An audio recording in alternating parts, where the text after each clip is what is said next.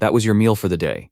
This kid spent his entire life trapped in an underground base, and he doesn't even have a name. The routine was always the same, writing every morning, walking across the bunker to class, learning how to survive in an apocalypse, and then going to physical training with a ton of weight. The only thing he ever wanted was to one day get out of there and find his mother. A guy comes up from behind and tells him his mom is dead, that she jumped off a bridge. This makes the kid furious because the guy treating him like a prisoner is literally his own father. The buttchin who built this giant base to keep them safe from an apocalypse he swore was coming. So everything that brought the kid joy, the father would destroy, saying it was for his own good. Until one day the kid found a hidden book that showed the world outside. The father found out, kicked him in the face, and took the book away just so the kid wouldn't get false hope.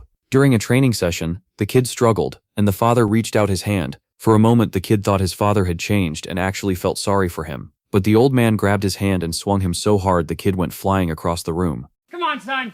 Rule number 1, never trust anybody. Lying on the floor and defeated, the kid saw his chance to get back at everything. He grabbed a shard of glass and lunged at his father. As he was getting close, he started wondering why his father wasn't reacting, since he's a guy who never lets his guard down. Out of nowhere, the father turns around with a psycho smile, dodges the attack and kicks him in the face, knocking the kid out cold. When he woke up, his father was holding the glass shard, calling him a failure, and saying he would now train twice as hard. When the old man leaves, the kid notices the machine motors are off, and for the first time hears noises behind the wall, proving there are still people alive out there. At that moment, he becomes completely sure that his father has been lying about everything, and that his mother is alive somewhere. He goes back to sleep, swearing to himself that he will escape this prison. His father was walking down the hall when he got an emergency call, and found out something that made him change all his plans. Sometime later, the kid wakes up tied to a chair and confused, asks if that was a hard mode training. The father made it clear that the plans had changed, and that the training was over. The protagonist got even more lost, and started freaking out trying to break free.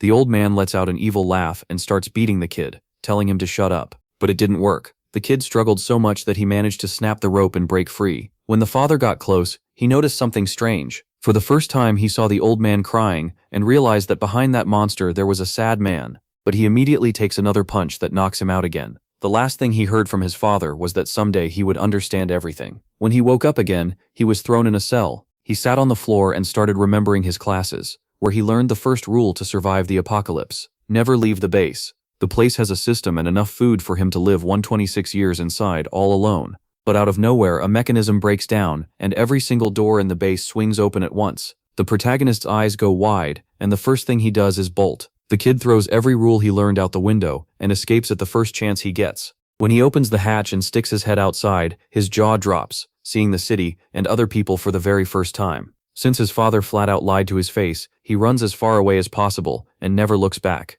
On the way he sees kids playing and people just chilling in the street, which is a massive relief, but the peace didn't last long. Everything around him starts shaking, and birds fly off in a panic. Looking up at the sky, he realizes the sun is being swallowed by another planet. Some bizarre virus-like thing connects with Earth, and monsters start invading everywhere. At that moment, the protagonist remembers the old man's golden rule: never leave the base. And just like that, the apocalypse begins, with the creatures going on a massacre, devouring anyone that moves in front of them. The city turns into complete chaos. The kid just freezes, everyone around him running, and he's thinking only one thing: why the hell did I leave? A tower of monsters twists over the city as Perrin hits the road. Now he knows his father was right. The apocalypse is real. When he lifts his head, another truth hits him. If that warning was real, then losing his mother must be real too. He grits his teeth and accepts that she's gone. Explosions roar, heavy footsteps pound, and crowds run in every direction. The monster swarm charges through the streets, roaring as people flee. As the creatures close in, someone grabs Perrin's arm and yanks him away. It's his father. He drags the protagonist through the chaos, while monsters tear into the crowd, shouting not to stop. Survivors race beside them, and one man gets dragged down and eaten. Perrin keeps running anyway, turning a corner with the horde right behind them. His father warns that more monsters are ahead, pulls him along, and they jump a barrier. The street beyond is jammed with people trying to escape. Cries for help fill the air, as tendrils drag people into the monsters' mouths. They try to go faster, but the tendrils keep closing in, swallowing more people as the swarm advances. At last, they reach a bridge, where people stumble and scream, while monsters crash in behind them. The creatures rip through the crowd, grabbing one man and dragging him away, and Perrin shouts that they're about to get caught. His father yells back that there's no time. The bridge is their only way out. The crowd surges ahead as monsters flood onto the bridge. MC shouts a warning, but a monster lunges first, and wraps its limbs around his leg. He struggles as the tendrils squeeze tighter, His dad smashes the tendrils away with a rock. The monster shrieks and pulls back, but Perrin's leg is hurt and the horde is closing in. Even so, he forces himself on and stumbles forward. He squeezes through abandoned cars, feeling the monsters catch up. Then he falls and skids across the road, cursing under his breath. Perrin tells his dad to leave him behind. He can't run anymore. Old memories hit him, of being trapped and ignored. He lowers his head, then his father walks over. He tells him to get up. The protagonist pushes back, asking why he should keep running when there's no way out. His dad says he knows Perrin can do this. MC hesitates and shakes his head, but his father grabs his hand and hauls him up. Then he tells him to run. Perrin asks what the plan is. Instead of answering, his dad presses something into his hand and tells him to go. There's no time. He has to get off the bridge. He nods and limps away. He weaves between the cars. Then he looks back and sees the bridge shake as the cables snap.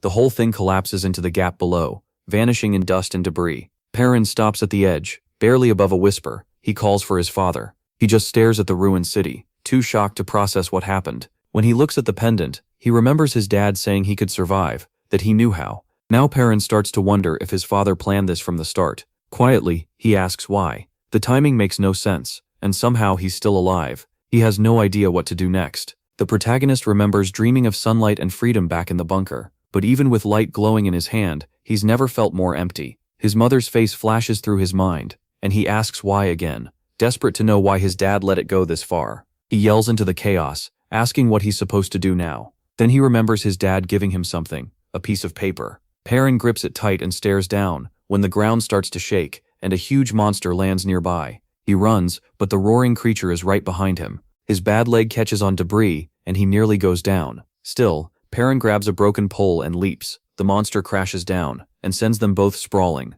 Struggling back up, he grabs his injured leg and faces the beast. He mutters that this is the end, that he has nothing left. Then a drop of water hits his skin. He notices the crumpled note still in his fist. "Your mom is alive." Perrin screams, demanding to know why he's only hearing this now. As the monster's steps pound closer, MC forces himself up. He refuses to quit, shouting that he's going to find his mother. Then he faces the monster head-on. His dad's voice echoes in his head. Humans can't survive the apocalypse with luck alone. They need strength or brains. Perrin wonders how he's supposed to live through this, as the shaking grows worse, and the beast charges. He yells, but his father's voice cuts in, asking if he's forgotten everything he learned.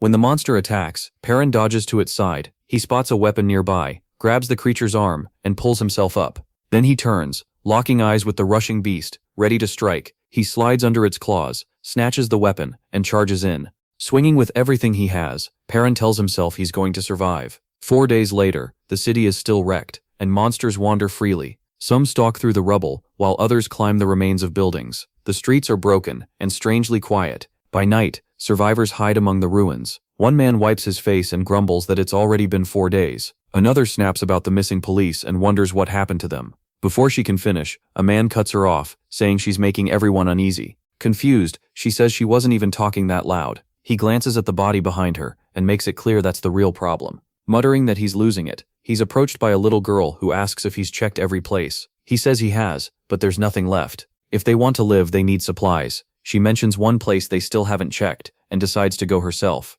As she leaves, he thanks her and admits she's the only one helping. She brushes it off and heads into the rubble. Soon she finds 2 men and asks if they've seen any food. Instead, they start eating from a stash they hid. She reminds them the food was supposed to be shared. One shrugs and says nobody agreed to that. She points out they ate from the group supply yesterday, but they act like they don't know what she's talking about. When she says she'll tell the others, they block her and warn her not to. She doesn't back down. The bald man laughs and says she has nowhere to run, but he still steps aside. Then a scream rings out nearby. Both men freeze. One asks if that was a scream, while the other tries to stay calm and says it sounded far away. They should be okay. Then he spots something ahead. The girl crouches, and the bald man makes fun of her for acting brave. A moment later, she turns and heads back through the rubble. The same man from before sees her, and relieved, asks if she searched the area. She nods. When he asks if she found anything, she hides a piece of bread in her jacket and says there was nothing. He takes her word for it. Suddenly, a loud crash kicks up dust, and a one-eyed monster appears.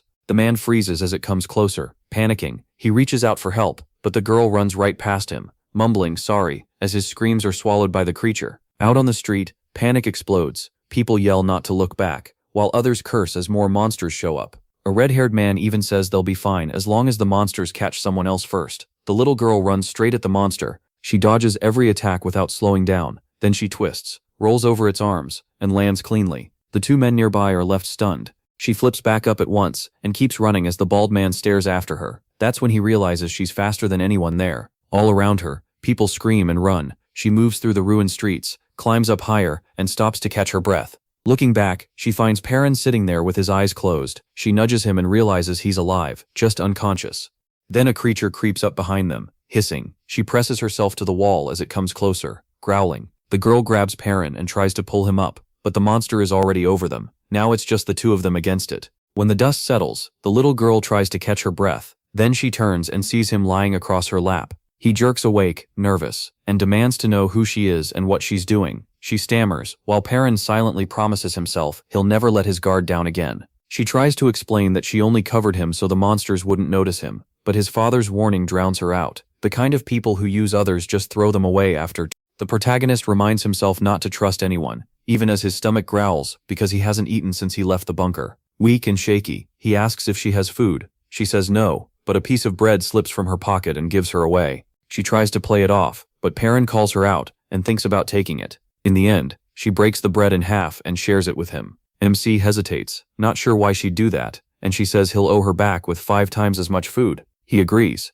After eating, Perrin gets up to leave, but she runs after him and warns that monsters are still nearby. He stops when he realizes she really knows this area. She says she's lived here her whole life, and he studies her, unsure whether to trust her, but she insists she knows the place well. He asks if she can guide him to the subway station. With a sigh, she agrees, though she regrets sharing her bread. Then she asks why he wants to get to the subway so badly. Perrin says it's safe, there should be food, there may be ways out, and being underground makes it harder for monsters to find people. Soon she stops and says they're there. The protagonist isn't convinced, but she tells him this really is the entrance. An older man appears and confirms it. He tells them to follow him, then leads them down hidden stairs into the subway. Inside, it's packed with survivors. The old man talks about the earlier monster attack, which forced everyone down here. He says Perrin finding this place was pure luck, and explains that people only go up top for medicine. These two are the first newcomers in quite a while. MC looks over the crowd, worried that more people could mean more problems, but everyone here seems decent enough, and he finally lets himself relax. The old man introduces himself as Baeum Hwang, a doctor, and says he met them while out looking for medicine. Then he asks their names. The girl steps up first and says she's Haru, a student at Gasong Middle School. Bao recognizes the uniform and says his hospital used to be across the street, but Haru looks confused and says there was never a hospital there. Seeing how rough Perrin looks, Bao asks for his name. He hesitates, thinking about his journal, then says he doesn't have one. Bao simply nods and says he can share it when he's ready. Suddenly, a red-haired kid rushes in and says someone's getting worse. Bao hurries over. He already treated the wound once, but now it's gotten bad enough to need emergency surgery. Fielzin gets his tools ready while Perrin remembers stories about fake doctors who only help for money. He wonders what Baeum really wants, even as others ask whether money matters anymore. Baeum stays calm and says surgery is his job. He doesn't lose patience. Then he starts, assuring everyone it'll be fine. When it's over, the patient hugs Baeum and thanks. Perrin still watches him carefully, not ready to trust him. As Baeum tells the patient to rest, a badge slips out and reveals that Baeum Hwang is actually a veterinarian. He picks up his tools again and warns that what's next will hurt. When the patient freaks out and begs to be untied, Baeum refuses, saying any movement could kill him. The patient protests that Baeum is a vet, but Baeum says humans are animals too, so the same treatment works. The patient keeps fighting the restraints, and Baeum asks for anesthesia. The red-haired girl says that's impossible to find now, so Baeum grabs a brick and mutters that it'll have to do. He knocks the patient out while Haru and Perrin watch in silence. The protagonist holds the photo from his dad, and the note saying his mom may still be alive. Even though he barely has hope of finding her, the photo grabs his attention. The flowers in the photo are strange. Perrin has never seen them before. After looking closer, MC starts thinking those flowers may only grow in certain areas. If so, the photo might lead him to his mom, and now he needs someone who knows plants. At the same time, a group meets in a bunker, and one of the men reports that everyone is there. The captain then says a new phase is starting. He makes it clear that anyone who resists will be crushed. One man demands to know what he means. The captain answers with a cold stare. He says he can read people, their secrets and fears just by meeting their eyes. Seeing the fear in that man's face, the captain calls him out. The man backs off and begs him to stay away. Instead, the captain decks him and says fear always shows itself near him. He says that's exactly what he wants to see, and tells him to show more. Then he demands the man reveal who he really is. The guy can only beg him to stop. A subordinate cuts in with news. An old man, a girl, a boy, and an injured man are gone. Hearing that, the captain says he'll handle it himself. Before leaving, he orders the angry man tied up and dumped outside.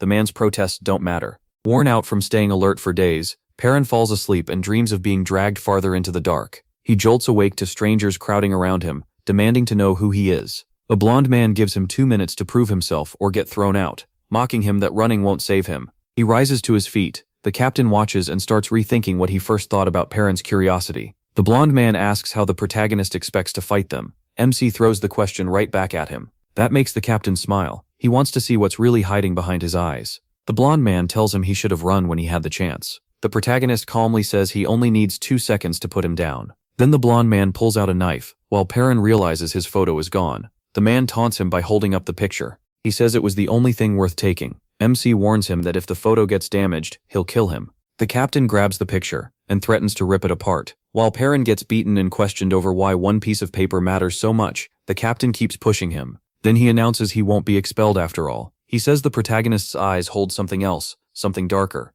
So he orders the blonde man to keep watch over him and never lose sight of that photo. The man admits MC creeps him out, but as long as he has the picture, MC can't do much. Haru tries to check on him, but he snaps and shoves her away. She asks why he's taking it out on her when she was only trying to help. He tells her he doesn't need help and to stay away. Hurt, she shouts her name, Haru, and tells him not to forget it. Perrin brushes her off. Biome asks Haru what happened. She says the protagonist is impossible, and Baum agrees. Something about him feels wrong. MC remembers his dad warning him never to trust people who offer help. He keeps watching the man holding his photo and thinks about taking it back, but he won't risk losing the last thing he has from the bunker, so he waits. Later, the captain gathers everyone and gives them 2 choices: follow him or get thrown out. To prove he's serious, he points to the man tied up outside. He says that man made trouble and got expelled, then warns everyone that his word is final. For most of them, obeying him feels like the only way to live. Boehm though says he's too old to bow to that. If he follows the captain, he'll be betraying his own patience and values, so he decides to stay separate. The captain pushes Haru to choose too, but she points out she's not the only one refusing. Perrin, Haru, Boehm and a few others stand together against him. Just then, a red-haired girl wakes up yelling, annoyed that nobody woke her. She curses and says she never wanted to be here in the first place. As fear spreads, she says they're all doomed, that their targets and torture is coming next. Someone calmer brushes that off, not buying that things will go that far. The red-haired girl looks over, unsure if maybe they're right. The calm one only smirks and jokes that maybe they'll just starve or get fed to monsters instead. That drains the color from her face, but loud noises outside cut the moment short. A girl runs out and gets scolded, while a man apologizes to Baum for failing to keep order. Baum kneels and gently tells the girl to listen to her dad. She stomps off, muttering, then yells that he's not her father. She insists her real dad is still out there with her mom, looking for her. The man quickly explains he's not her father at all, just someone she met while fleeing. After she was separated from her parents, he chose to protect her until they could meet again. When another boy steps in, a man lays down the rule: no one leaves the room. It's the captain's order, and anyone who breaks it gets punished. Someone else adds that being a kid won't earn him any mercy. The boy, though, is busy searching for the man who took the photo. Not long after, food is handed out. The guards say each person gets only 1 meal. The red-haired girl complains that their portions are way smaller than everyone else's. The guard repeats that it's the captain's order, and says they don't need much if they're staying inside. Her hands start shaking from anger, and someone nearby senses trouble coming. Simeon points out that he hasn't seen Chicken Comb, and whispers spread. Everyone knows Chicken Comb is the captain's right-hand man, the kind who ignores rules and goes wherever he wants. He's strong enough to scare everyone, and he'll smile while beating someone down. Then Chicken Comb walks in right as the little girl stumbles and spills her food onto his vest. He gives her a nasty smile, says bothering him leads to regret, and tells her to come with him. People whisper that he'd hurt even a child without thinking twice. The girl trembles as he warns her that running around is dangerous, and orders her along, though he's clearly heading toward the others. Someone reacts in surprise, and Chicken Comb turns to a guard with a request: give the girl another meal. The guard hesitates, reminding him of the 1-meal rule. Chicken Comb looms over him and demands the guard's own food instead. Then he gives that meal to the girl. The guard is baffled, wondering if this is some cruel setup, maybe even a punishment. Suddenly the man caring for the girl rushes in, grabs her hand and tells everyone to back off. He demands to know what's going on.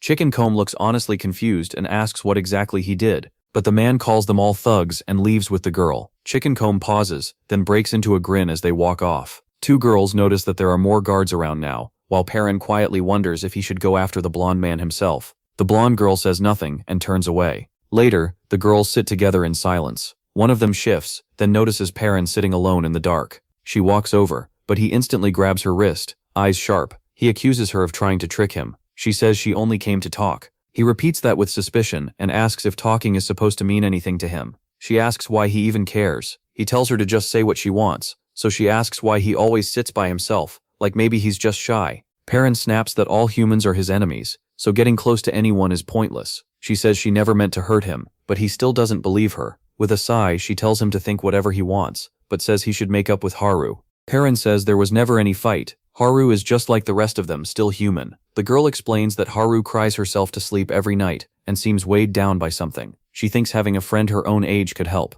The protagonist calls that pathetic. To him, sadness is weakness, and surviving is all that matters. She hesitates, then asks if he's ever lost someone he loved. He says no, and claims that never will happen. He has no one to lose and nothing to be sad over. She says that sounds lonely. Perrin insists he's fine. Then she tells him that if he ever dies, she'll be sad for him. He rolls his eyes and calls that stupid, saying he wouldn't be sad if she died. She just laughs, then coughs. After apologizing for talking so long, she tells him goodnight and walks away. Nearby, the red-haired girl wakes up again, complaining that she can never get any sleep. Perrin is stuck in the underground shelter, and that blonde jerk stole the photo, his best clue to finding his mom. Then gunshots suddenly ring out, and the thief starts messing with him, calling it punishment for trying to escape. Perrin doesn't flinch. He tells him to drop the photo and fight him for real. That finally shakes the blonde man. He realizes MC cares more about that picture than his own life, and rants that maybe he needs another beating. He remembers his dad always saying people are born bad, but he also thinks about the small acts of kindness he's seen. Then the girl from before rushes in. Shocked, Perrin checks the protagonist and insists his wounds need cleaning, but the protagonist doesn't want treatment. He does accept the food she saved for him, though. Right when he's about to thank her, she starts coughing hard. Perrin doesn't say she needs medicine, but they've run out. Without it, he warns, she'll only get worse. Even so, she refuses to let anyone put themselves in danger for her. Perrin, now worried, asks what happens if they can't get medicine. Perrin hesitates before answering, but some thugs arrive first. Elsewhere, the man holding the photo complains that the captain wants him to keep waving it around. He wishes he could just kill Perrin and end it. Then Bayom is ordered to help some outsiders immediately. He refuses, saying he already has a critical patient. The thug questions whose side he's really on. Weak as she is, the girl says she'll go up for medicine herself. Bayom stops her, saying she won't survive it, and offers to go with her instead. The thug answers by stabbing her, joking about how easy helping would have been. Everyone is frozen in shock as she collapses, blood spreading across the floor. Perrin feels her life slipping away, and then a strange glow starts coming from the wound. The force blasts him back, and all he can think about is how fragile people are. He watches the light pulse as her life fades. Her hands tremble as she reaches toward him, and with her last strength, she reminds him that he once said he wouldn't care if she died. Then her hand falls still. The thug wipes his knife clean, and Bayom screams at him, calling him a monster for killing her without a second thought. The killer brushes it off, saying he actually did Bayom a favor. In his eyes, losing a doctor for one dying woman makes no sense. Perrin doesn't move. The thug mocks him, asking if he's scared now. MC stays silent, and slowly looks up. The thug lifts his bloody knife. Then he realizes the photo is gone. Perrin sees it on the floor. The thug must have dropped it when he drew the knife. He drops to his knees and stares at the picture. The thug keeps taunting him, asking why it matters so much. He walks toward him. The thug grins, thinking he's finally ready to fight. But Perrin suddenly rushes him and lands a direct hit, catching the soldier off guard. The thug tries to laugh it off, and asks if the protagonist's really going to beat him up. Before he can do anything, another punch lands and the knife flies away. MC charges in and slams him to the ground. The thug tries to rise. Perrin drives him back down. The man groans, barely steady when he grabs his shirt. At the same time, the blade spins through the air. The protagonist catches it at just the right moment. He turns and hurls it. The knife buries itself in the thug's neck, and the whole room goes still. The man trembles in pain while Perrin watches without a word. MC realizes how easily he overwhelmed him. The thug couldn't even react. Annoyed, he curses himself for not taking the photo sooner, and admits this might have ended differently if he had. His heart pounds as dark energy swirls around him. He raises the blade again, ready to strike, when someone warns him that once he kills, there's no going back. Biram steps in, clearly worried. Perrin freezes and repeats those words in his head. Then, angry, he asks why anyone would care about that thug. Biram says he's not worried about the thug, he's worried about him. The protagonist's fist shakes as Biram asks if killing him is really needed. After a long silence, MC lowers his eyes and admits it isn't. He remembers his father saying you only need to cripple someone to make others fear you. Then the thug mocks him, calling him too weak to finish it. He lets out a bitter laugh and says Perrin is scared to kill. He steadies himself and decides he won't turn into someone like them. Even if the world is ending, he wants to live without killing for no reason. So he lets the knife fall and Bayam's face fills with relief. Perrin turns away and says it isn't for Bayam. He just refuses to sink that low. To him, there is no real reason to kill. Thinking of his missing mother, he knows she wouldn't have wanted this alive or dead. He takes a breath and steps back. The thug sees his chance and lunges, thinking the protagonist is open without the knife. Perrin reacts at once, spinning into a fast combo that drops him again. As MC stands over him, another survivor picks up the photo. He snaps, asking what he's doing. The man says it must be important. He awkwardly wipes it clean and hands it back, telling Perrin to protect it. More survivors gather around the covered body. Bayam realizes Haru and the little girl aren't there. The babysitter says they went to the bathroom, adding that it's probably good they missed all this. One survivor points out that Perrin could have ended the fight but didn't. The protagonist shrugs and says they took something important from him. The man scoffs and calls it a scrap of paper. MC glares back and says it matters. The room goes quiet when he asks a question. Holding up the photo, he asks if anyone knows where the flower in it grows. People look, but none of them recognize it. The red-haired girl asks if he even knows where the picture was taken, and he says that's exactly what he's trying to find out. The babysitter says this would be easier if the internet still worked, but now that photo is their only clue.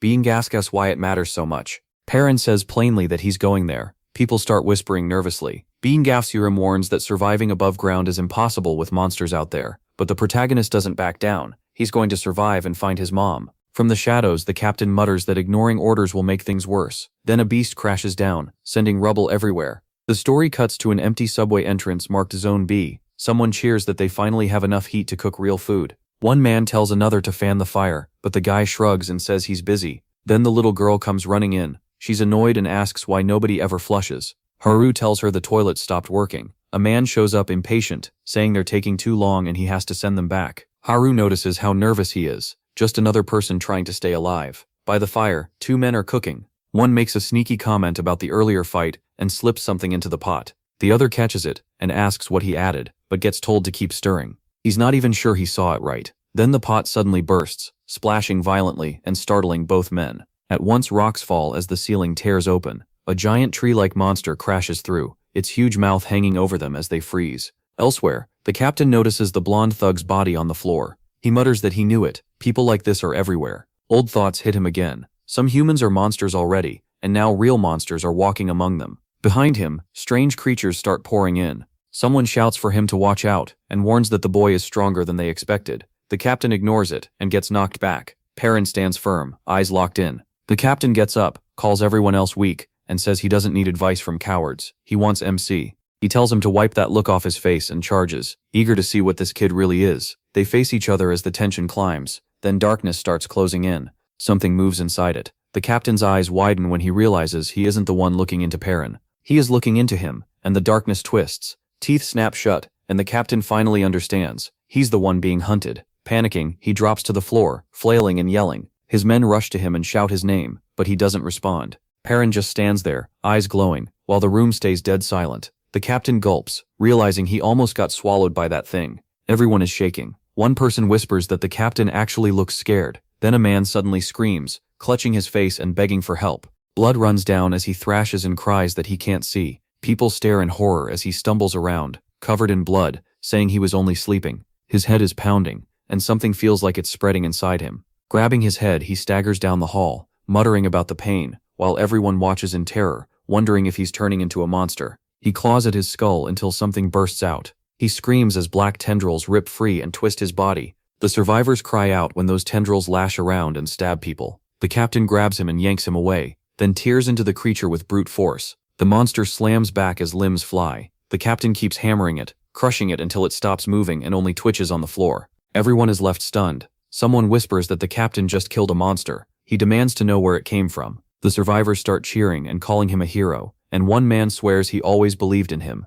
Perrin only watches in silence. The captain glares back, sweating. Nearby, a woman smiles and says she's alive, right as a heavy metal hatch slams open. It creaks wider, and everyone turns toward the dark passage below. Another twisted creature crawls out of the shadows, dragging itself across the floor. The sight freezes everyone. Then it rises over them, huge and misshapen, with glaring eyes. No one can move from fear. The hatch opens fully, and people gather below. Things had been calm in the bunker for a while, so people had almost forgotten what fear felt like.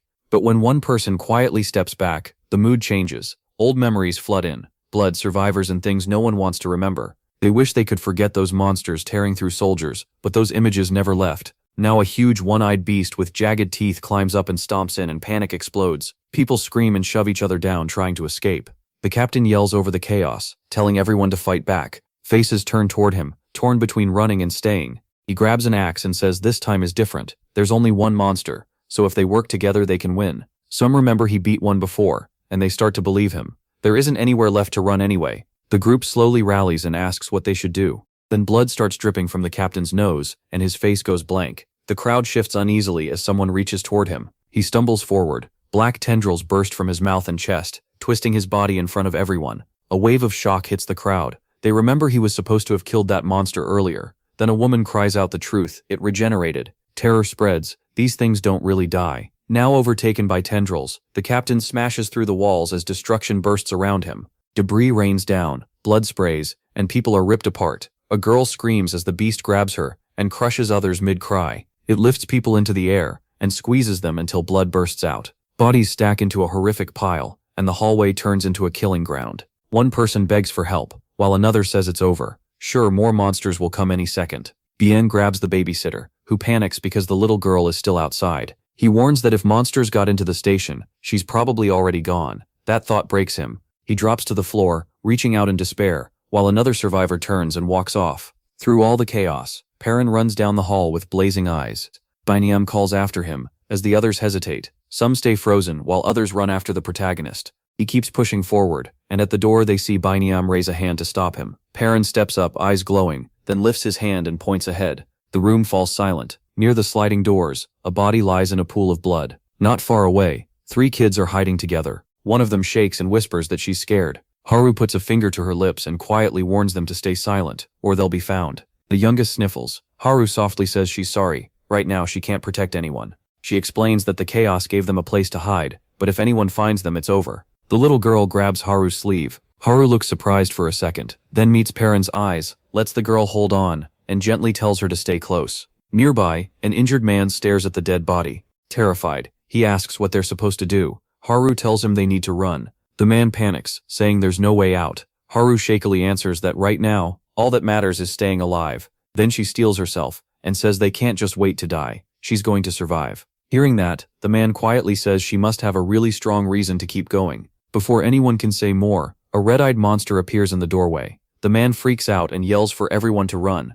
The blonde girl grabs on tight as the creature comes closer. Then the man charges straight at it and locks it in place. He tells the others to go. He says his life is already over, but he still wants them to make it. Haru grabs the little girl and runs as his voice follows behind them, begging them not to forget what he's doing. Suddenly fire bursts out, and more survivors rush in, stabbing and beating back another monster. The blonde freezes as a woman keeps driving her knife into it, but the creature starts healing. Someone screams that it's regenerating. The woman backs off, swearing they can't beat it. Then Perrin steps up. The others panic and ask what he's doing, warning him that fighting these things only gets people killed. MC ignores them and charges. The woman realizes he's serious and thinks he's insane. If even the captain couldn't win, how can he? The monster shrieks and jumps at him. Perrin drops low, grabs it, and something cracks. He flips through the motion, jumps up, and lands in a crouch. Everyone can only stare as he rips through the monster's tendrils with his bare hands. The beast flails, but Perrin stays steady and tears it apart piece by piece while Biome and the woman watch. She mutters that it means nothing. The captain killed one before too. Then more monsters crawl out.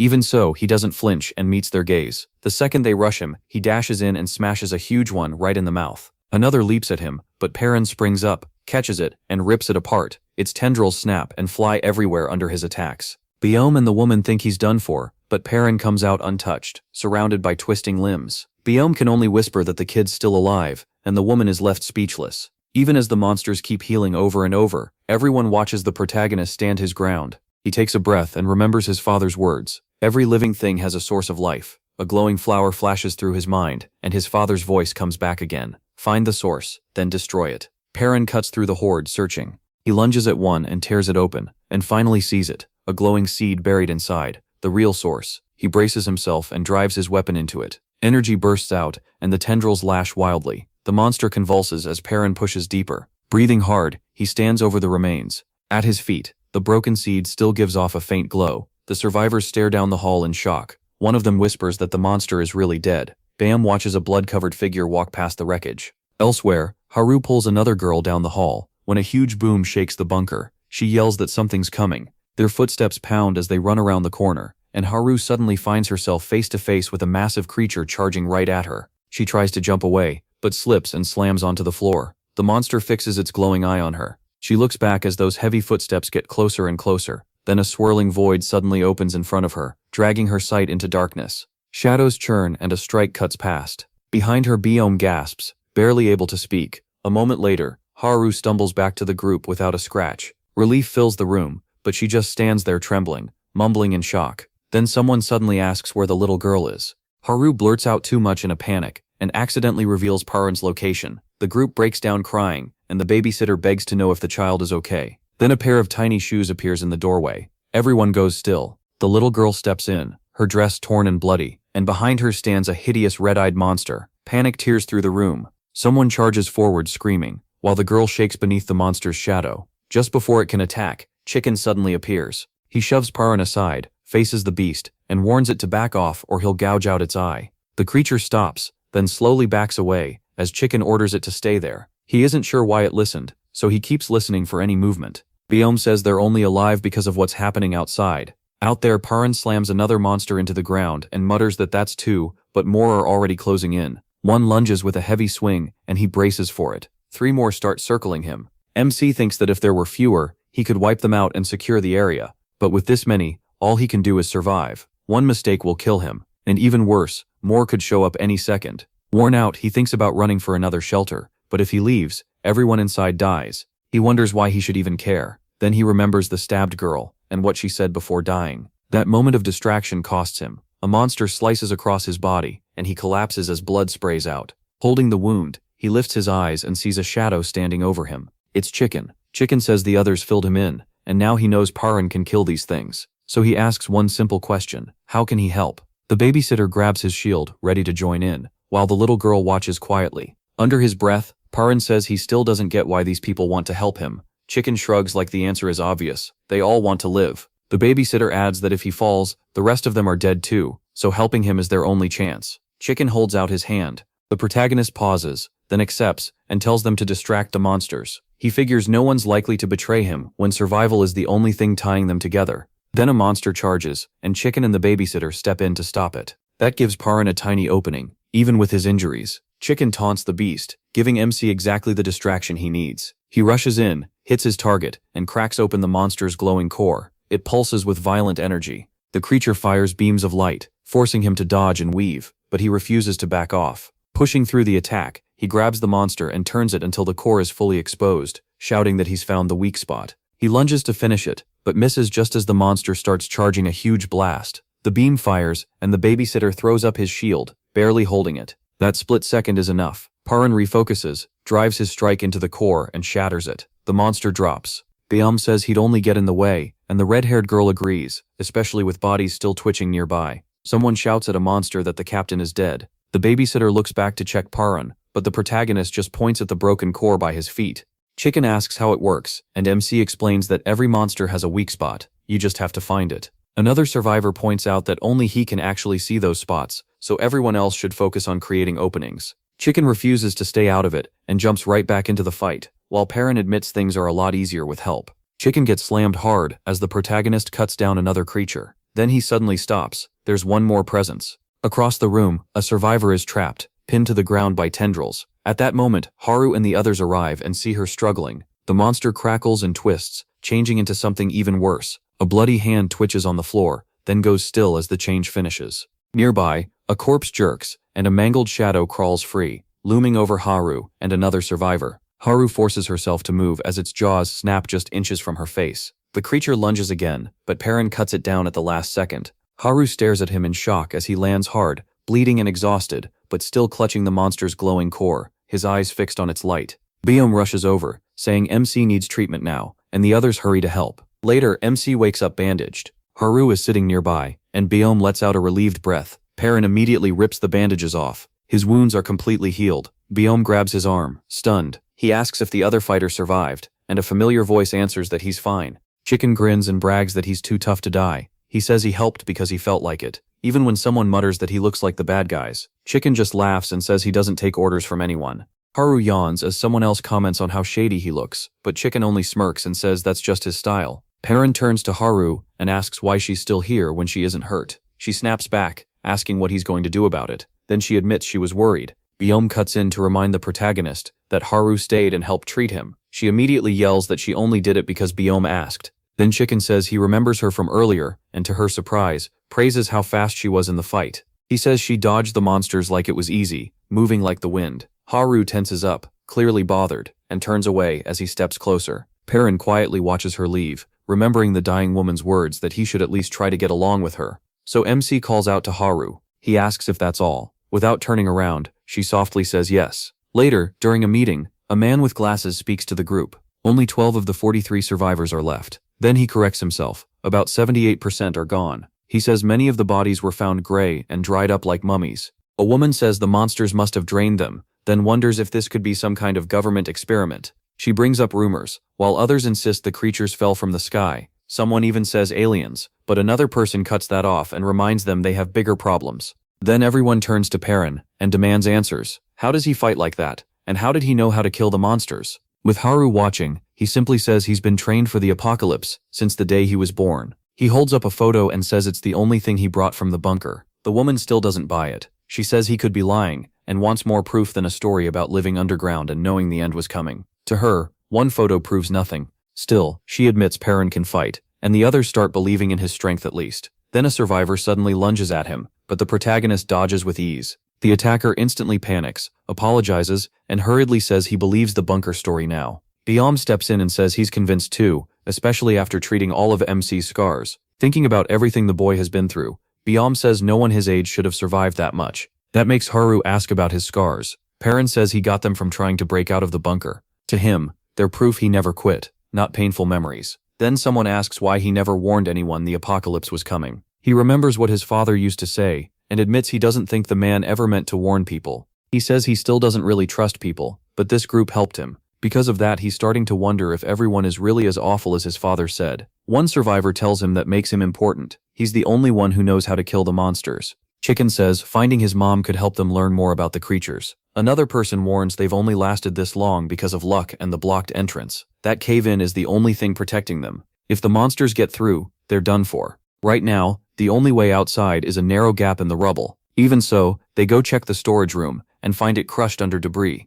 That sparks panic, since all their food was in there. A cold voice cuts through the noise. It isn't a food storage anymore. Biome says they need a team to look for supplies and asks who'll go. Chicken raises his hand right away, saying he needs some air. Someone reminds him he's still hurt, but he says he can manage. Biome shuts that down and tells him to recover first. Others say going to the surface is basically suicide. Even the cloaked survivor agrees. Biome looks worried. They only have enough food for one more week. Perrin calmly steps up and says he'll go. Biome thanks him, but the protagonist says he already planned to. He wants to look for survivors, someone who knows the photo, or maybe a safer shelter. 2 more people volunteer, including a girl around his age. She says Perrin risked his life for everyone, while she would have just run. When they call for Haru, she doesn't answer. She's clearly shaken. MC notices and asks her what's wrong. The mood turns awkward, and people start asking if he's really going outside with no shirt on. A woman gives him one she made while he was asleep. He asks about it. She says she used to be a designer, back when the world was normal. People lined up for her clothes. That reminds Perrin of something he read about different kinds of clothes. He used to ask his father why he always had to wear the same outfit.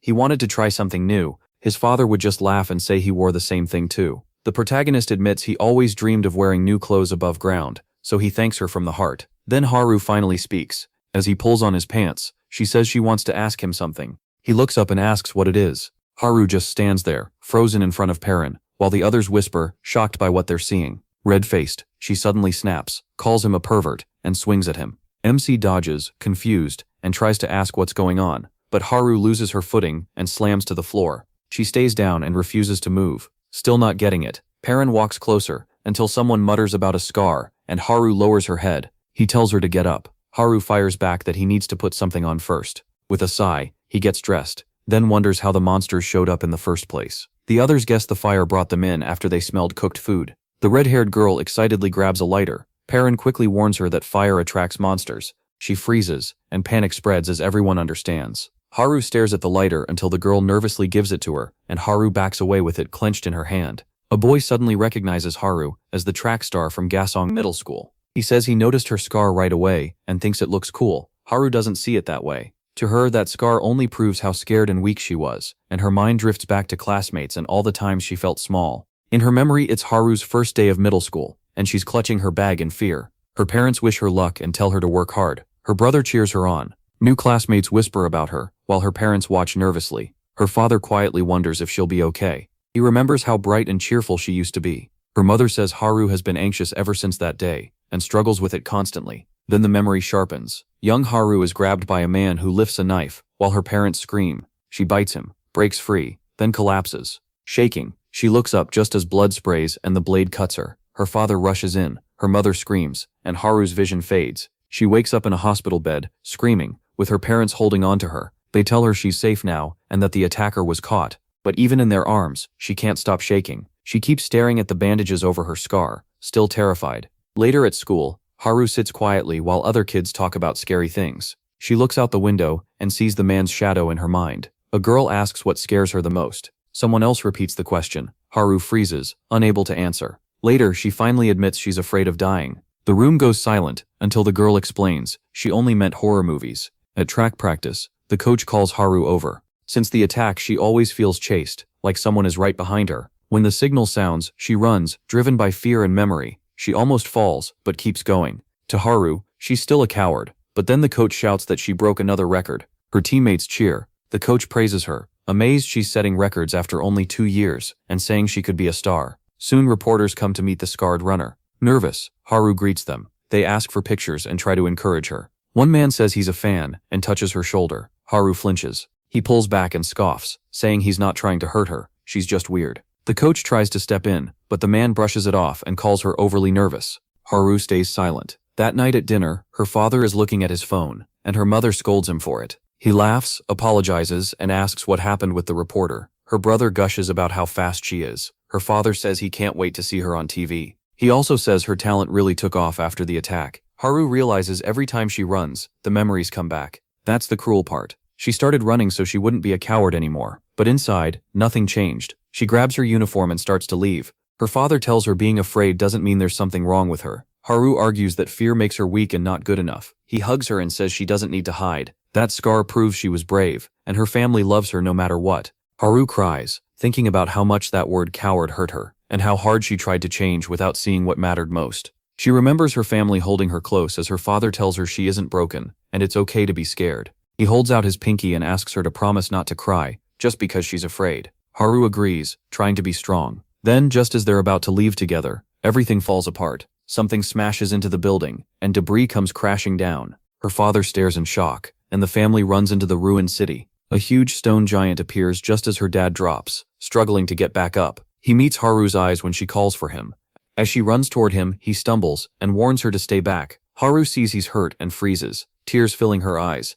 He tells her she can still get away if she wants. He'll protect mom and Soil, but Haru refuses. Through sobs, she says she could never leave him. He means everything to her. She swears she won't run, because if she does, she'll never forgive herself, and breaks down crying. All she can do is stare at her father's back as he shields her from the monsters. Then light bursts around him, and everything goes white. Now Haru is running through darkness. She pushes forward harder, thinking of his kindness, and admitting she's spent her whole life running. Clenching her fists, she vows to stop. Back in the present, Haru faces Perrin and says she's going too, and this time, she won't run away. Monsters roam the rooftops as the survivors move carefully into the city. They slip past one nearby beast. It roars, but the group hides and gets away. One survivor sighs in relief, another makes a shaky joke, and Perrin tells them they're safe for now. Haru hears someone ask about a map.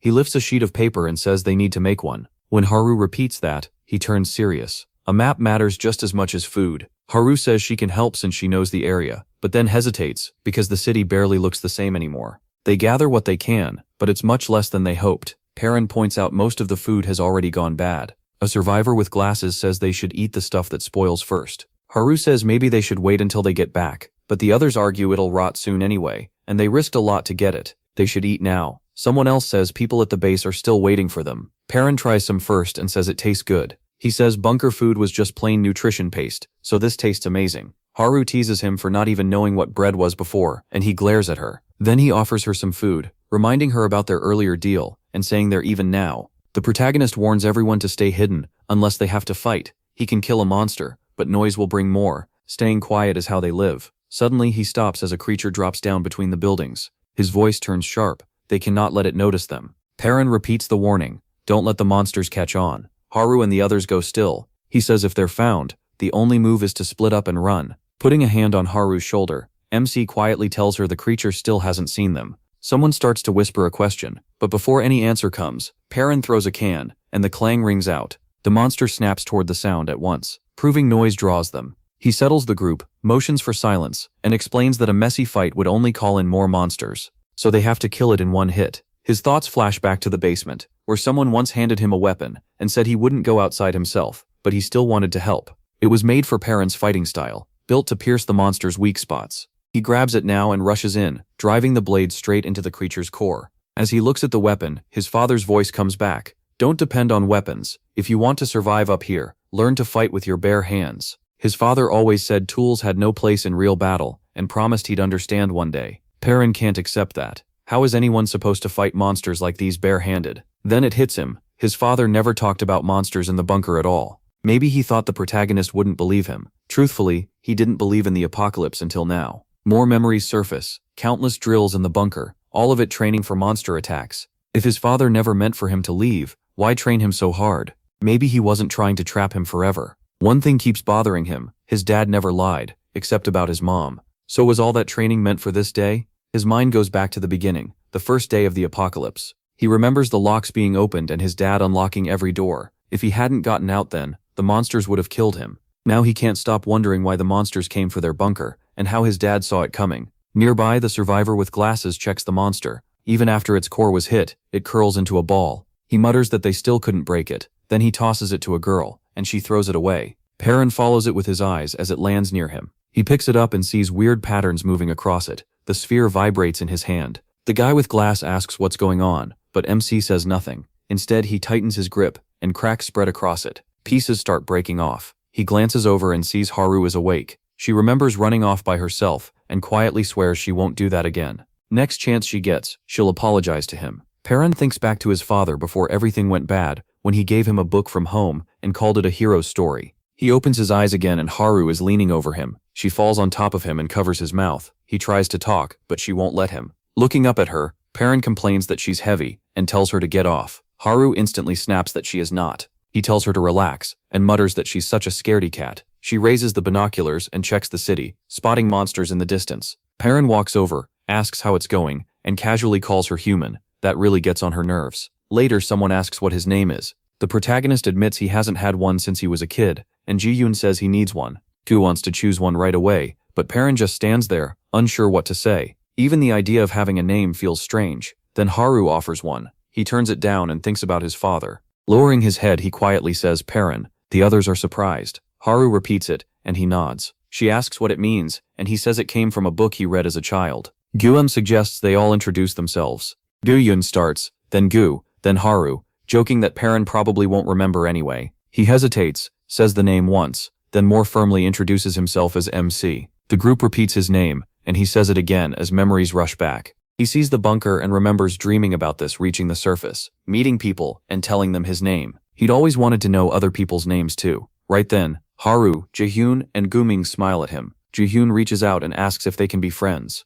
Perrin pulls away. Blood, screams, and the end of the world flash through his mind. He backs off and coldly says they aren't friends. Gumi and Haru are stunned. Perrin thinks that if the world hadn't fallen apart, maybe he could have been their friend. But now all he cares about is finding his mother. He turns to go when a scream suddenly rings out. He and Ji-yoon spot a man below, caught by a monster. Perrin gets ready to move, but Gri insists they save him. Haru and Ji-yoon trade a look while the protagonist refuses. He warns that noise will bring more monsters. Gri argues they can rescue him, and still get away. Perrin reminds her of the deal they were supposed to follow his orders above ground. He warns her again, but when the man screams one more time, Gri ignores him, grabs a weapon, and drives it into the monster. She stabs it again, and knocks it off him. The man thanks her, and Garn tells him to stay with them if he wants to survive. Still shaking, he warns them as another monster shows up. Perrin jumps in and kills it fast. Then he turns to go, eyes cold, and asks if she understands what she just risked.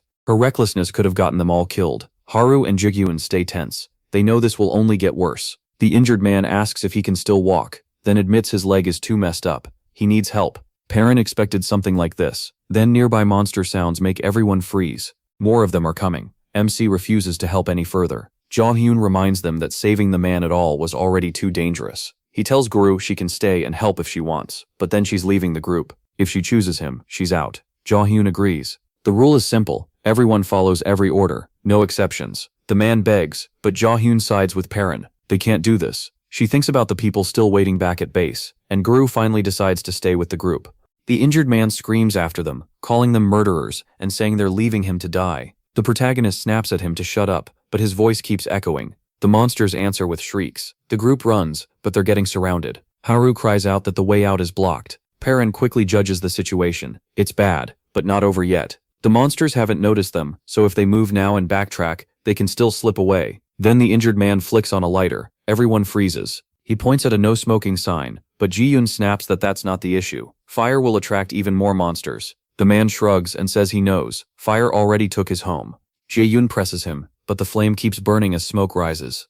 The monsters creep closer. The man mutters that it's his time, and he just wants one last cigarette. Then creatures drop in with shrieks. Perrin yells for everyone to run, and charges forward, shouting again for them to move. The man doesn't follow. MC sprints ahead with Jihyun right behind him. Haru looks back and sees a monster leap for the man, and she cries out in horror. Perrin slides in, blade flashing, and cuts the creature before it can hit him. He sets himself, weapon ready, as the beast closes in. Behind him, the others freeze. He snarls at them, reminding them he told them to run. Jihyun protests. The protagonist said he'd escape too, so why is he still here? Perrin wonders the same thing, but tightens his grip on the weapon. Jihyun warns that if MC stays, the monsters could chase them and kill everyone. Glungle lashes out and stabs another monster. Haru watches as Jihyun and Gu struggle, while more creatures close in. Perrin roars at them again to get out. Jihyun argues they can still win. There are fewer enemies now, and together they might make it back. Then everything changes. A huge red monster appears. Its burning cores glowing as its twisted body writhes. He braces himself as the air seems to shake around it. Jihyun freezes when the other monsters bow to it. Perrin shouts for him to run, but Jihyun can't move. In one motion the monster grabs him and tears out his heart. His body drops, blood spreading beneath him. Haru falls to her knees, screaming his name. Gu panics and cries out while Perrin forces himself forward, gripping his weapon. He attacks the giant monster, but his weapon breaks on impact. With one savage swipe, the monster sends him flying, cracking his ribs, barely breathing. Perrin pushes himself up and sees the creature crush Jihyun's heart before tossing the body aside. As it swells into something even worse, it starts moving toward them. The protagonist yells at Haru to run, telling everyone to move. She refuses. If she runs now, she'll just lose someone else she loves. She's done backing away. The monster grabs Guren. Haru holds her weapon tight, shaking but determined. Blames herself for everything and begs the others to escape. Sure, she only made things worse. Then she rushes forward to draw the monsters away, shouting for them to survive, but they swarm her and tear her apart. Perrin stares in horror as the huge glowing monster keeps slaughtering survivors, while he and Haru stand their ground. He begs her to run, but Haru demands to know how he can say that. What about him? Perrin keeps moving forward. She asks why he's trying to throw his life away, reminding him that he was the one who said they'd escape together. He quietly admits that running would be the smart choice. When she pushes him more, he softly thanks her. As he walks on, his mind drifts to sharing food, learning names, and finally seeing the surface. It was everything he'd dreamed of. He says that when someone dies, that's it. No more talking, no more calling their name. He begs Haru to run, because he can't watch any more friends die. Haru shakes her head, whispering again and again that this can't be happening. As monsters close in, Perrin sharply tells her to leave. She shouts back asking why, but he only says she has to run. Haru cries that he sounds just like her father, the same words he said back then. Tears fall as she remembers her promise. Never run, never leave people behind again. She screams that she won't save herself by sacrificing everyone else. Her father's face flashes through her mind, his voice gentle. It's okay to be scared. Guilt twists inside. Perrin asks if she really won't run to save herself. Then he smirks and says he should have known. She's just too kind. Haru realizes she was wrong. She admits her mistakes and accepts that her dad really did love her. In her memory, he holds out his hand and asks her to promise she won't cry, even if she feels weak. She shouts that she promises, their pinkies locking. Left there alone, Perrin turns her words over in his mind. Death ends everything, and he can't lose anyone else. Then Haru runs back, yelling that he's an idiot. Nobody said she was going to die. She says she's going to live, and if they survive, Nothing has to end. MC just stares as she finds petrol, then pauses to speak. She says that if they make it through this, they'll still talk, say each other's names, and stay together. They can still be friends. Then she flicks a lighter. Perrin shouts her name and asks what she's doing, but Haru holds the flame steady. She tells him not to give up. They have to survive. Then she drops the lighter. The petrol erupts in flames. She thinks about how she always used to run just to save herself. Now she's running to protect the people she loves. She swears she'll protect them all, and calls to Perrin that she'll see him back at base. The monsters rush after her, but Haru tears through the streets, running even faster, dodging attacks and vaulting past obstacles while claws slash just behind her. Even when a huge mutant lunges at her, she keeps running. Perrin steadies himself and faces the monsters head on. As they circle in, one stomps closer and growls, asking where he thinks he's going. He calmly tells it that it should be worried about him. He studies the monster, locking onto its weak point by sensing its life force. Then he reaches for his weapon, but the creature moves first, striking faster than he expected and knocking the blade away before sending him skidding back. Right away, he knows he can't hit the weak spot without it. Then his father's voice echoes in his head, reminding him that weapons aren't always needed. Perrin remembers his father saying he'd understand someday. Whenever the protagonist asked what he meant, his dad would only say weapons weren't made for people like them. He remembers watching his father fight without ever depending on a blade. Now Perrin copies his father's stance. The lesson continues in his mind. The stance is just the start. Every living thing carries life force, even monsters. He thinks back to those basement lessons, where his father taught him that the hands guide that power, and with enough focus he can draw it out through his fingertips.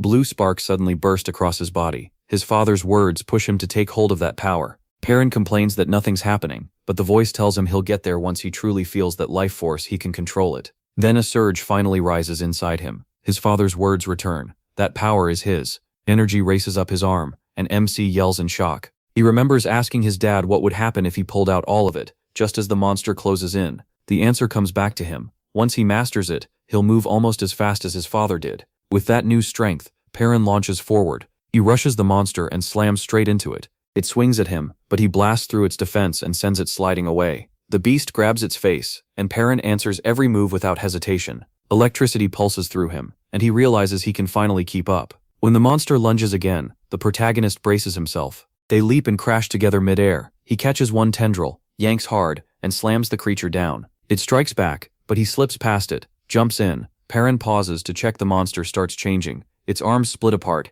and its body mutates. He realizes it's shielding its weak point, so he'll have to hit even harder. Sparks burst from his fist as he digs deeper, driven by memories of the friends he's lost. Lightning floods through his whole body. He lifts his head and dares the monster to come. The creature screams and charges, hammering at him with its arms and tendrils. Perrin walks right into it without flinching, even as it towers over him. A painful thought hits him. If he'd been this strong earlier, maybe his friends would still be alive. He pours everything into one massive punch, blasting out light and force. Then he drops from exhaustion. Somehow Perrin forces himself back up, just as the monster attacks again. That's when he spots part of the glowing core still inside it, right as the beast grabs one of the injured survivors. Omsi shouts at it to stop, and struggles to tear away the tendril while it looms over the helpless group. The creature clamps a hand around his throat, and when he sees a friend's dead body nearby, his mind goes blank. Only one thought remains: he has to kill this monster. His eyes turn red as he grabs its limb. Getting ready for the next move, Perrin tightens his hold. He yanks hard and locks the limb in place.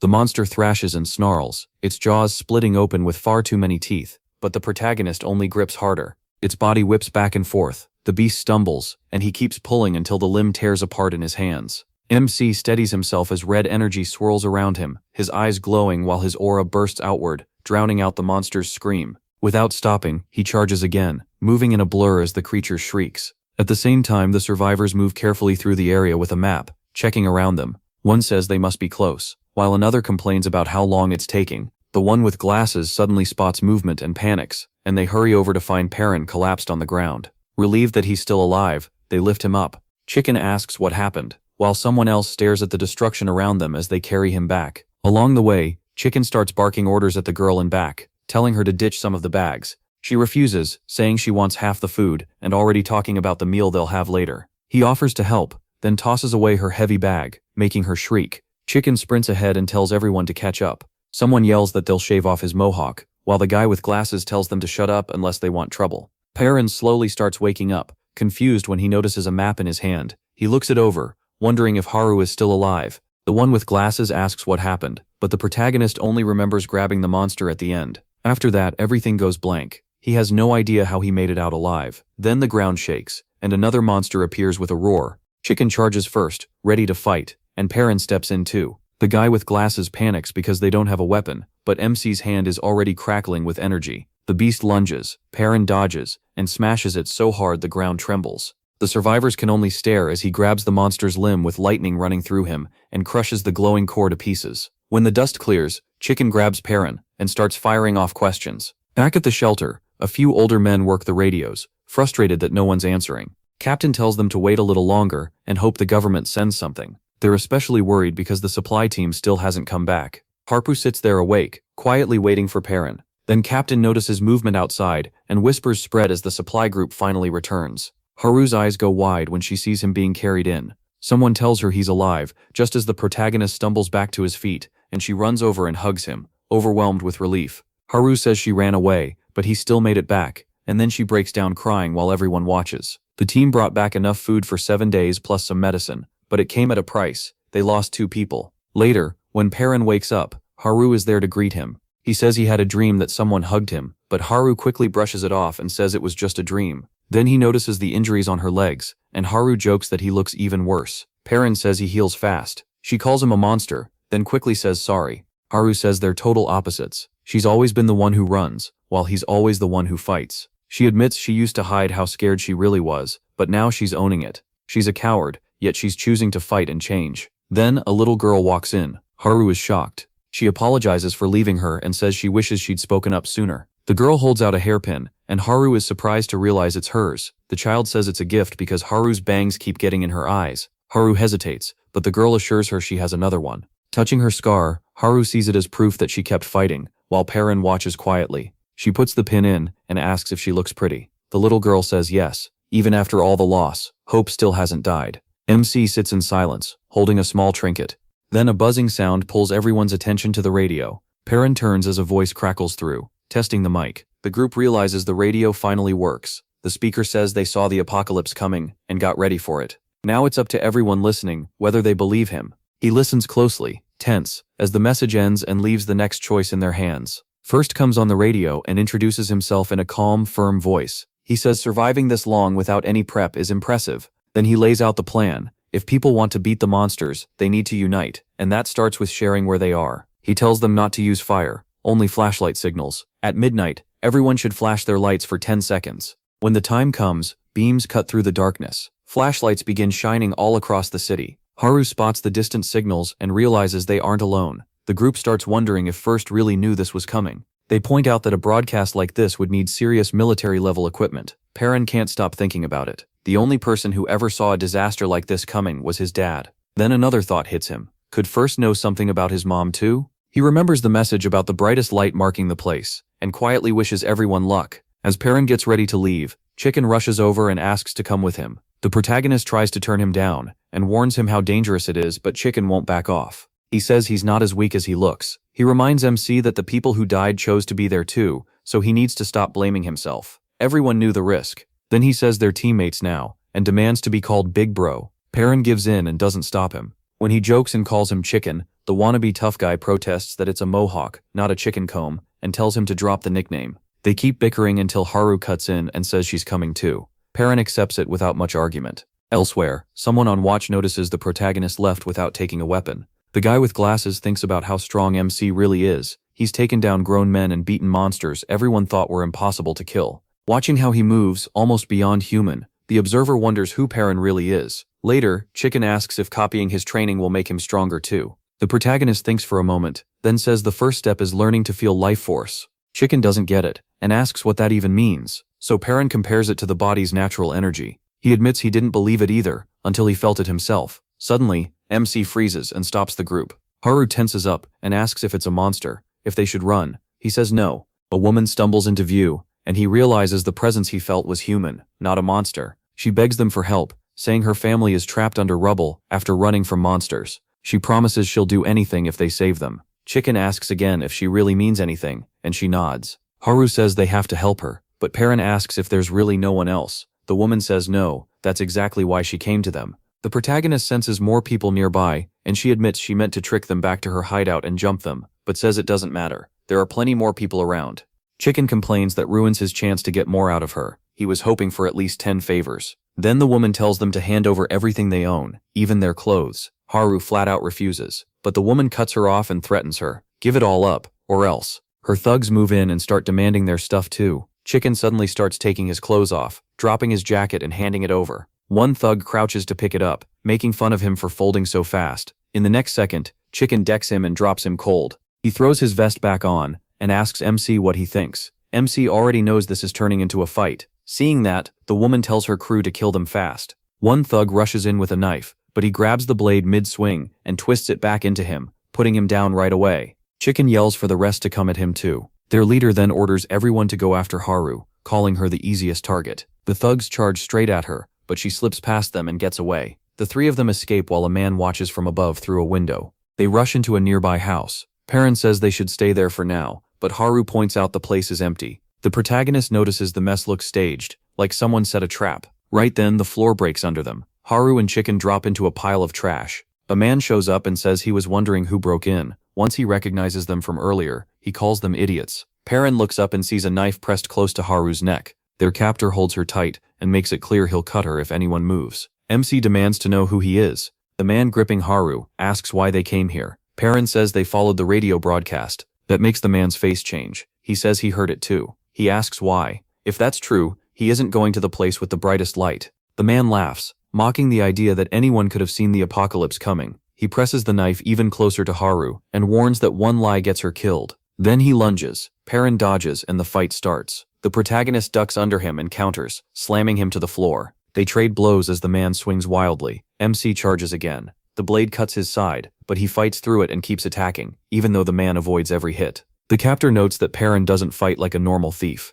He ignores the comment and focuses on moving faster than the man can keep up with, closing in for a takedown. Outside, monsters start gathering, making things even worse. It becomes a deadlock. The captor doesn't loosen his hold, and the protagonist knows one loud sound could bring the monsters in. But if he stays too careful, he won't get close enough. Both sides tense up while Perrin wonders if he should use that energy again. At last he goes for it and jumps in. The captor pauses as MC crouches and gathers his energy, then swings, the force slicing past the man's face. Perrin raises one finger, telling everyone to stay quiet. The captor goes still, then a rope snaps. He starts to complain, but the others glare at him hard. He sits down, suddenly nervous, like he knows they'll jump him if he pushes it. Haru and Chicken trade a look and grin. When he asks what's so funny, they tighten the ropes and spin him around again. He shouts in protest while Haru laughs and asks for one more spin. The man finally demands to know what they want. Perrin says they're only trying to reach the broadcast and gather supplies on the way. The man doesn't buy it, but he says they'll let him go later. They're just being careful after getting tricked before. When he asks how the protagonist moved that fast, the protagonist avoids answering. A sound from above suddenly makes everyone look up. Nearby, they spot a torn-up body beside part of a monster's remains. Chicken and Haru freeze, but the man calmly says it won't attack. It's his sister. He says she's still alive, barely hanging on. Haru asks how that's even possible, and he explains that with injuries like those she should have died already. He thinks the creature attached to her is keeping her alive by feeding off her life. Haru wonders if that can really be called living, thinking about her own brother as she watches the woman suffer. Chicken asks why he doesn't just rip the thing off. The man says he's tried, but its roots are buried too deep. Chicken asks if they can just kill it instead, and the man laughs, saying there isn't some easy core to smash. He adds that he's tested everything, and these monsters don't have a simple weak point like that. The room goes quiet. Then he tells them all to leave. Haru warns that if he pulls anything, they'll spin him around again. Perrin cuts him loose and heads out, telling the others to come on. The man watches them leave and mutters that they're just strangers passing through, and even if they say they know how to kill the thing on his sister, he can't trust that. He asks his sister if she heard them, then notices a teddy bear nearby. He picks it up just as a rope above starts creaking and stretching. Meanwhile, Perrin starts wondering if this whole thing is another trap. He turns back, then realizes something. It's them again. Across the room, a creature rises up through the floorboards. MC grabs his knife, the doll still on the floor beside him as he faces a huge shadowy monster. His eyes turn red and sparks of energy flicker across them. Then even more creepy creatures start pouring in, making the situation way worse. Perrin gets frustrated. He already used up too much energy earlier, and now the monster holding him is draining even more of his strength. As it keeps pulling that energy away, he notices the doll and remembers the promise he made. No matter what, he's going to keep it. A flood of memories hits him. He remembers answering a call and saying he wouldn't be late. Somewhere else, his sister asks with worry how many chances he has left. The captor answers for him, none. He's always had a strange gift. The memory shifts, showing Gu with glowing eyes, looking through possible futures, and predicting how things will play out. He wins every match, but never seems happy about it. When someone asks why Gu isn't celebrating, he says he already knew this would happen. Later, on the phone, he's reminded of their promise to watch a show together. Crestre explains that his power lets him test every outcome, just by watching. When a biker loses control and comes flying at him, Crestre steps aside, lands a hit, and lets the crash happen behind him. He admits his gift can predict events, but using it too much wears him out, and always ends with a bad headache. Asked about the accident, he shrugs it off. His sister then calls to ask what he went out to buy, not knowing it's her birthday gift. With the doll in hand, his phone buzzes, and he suddenly feels uneasy. People around him start staring up, so he looks too and sees a huge dark sphere in the sky. Shaken,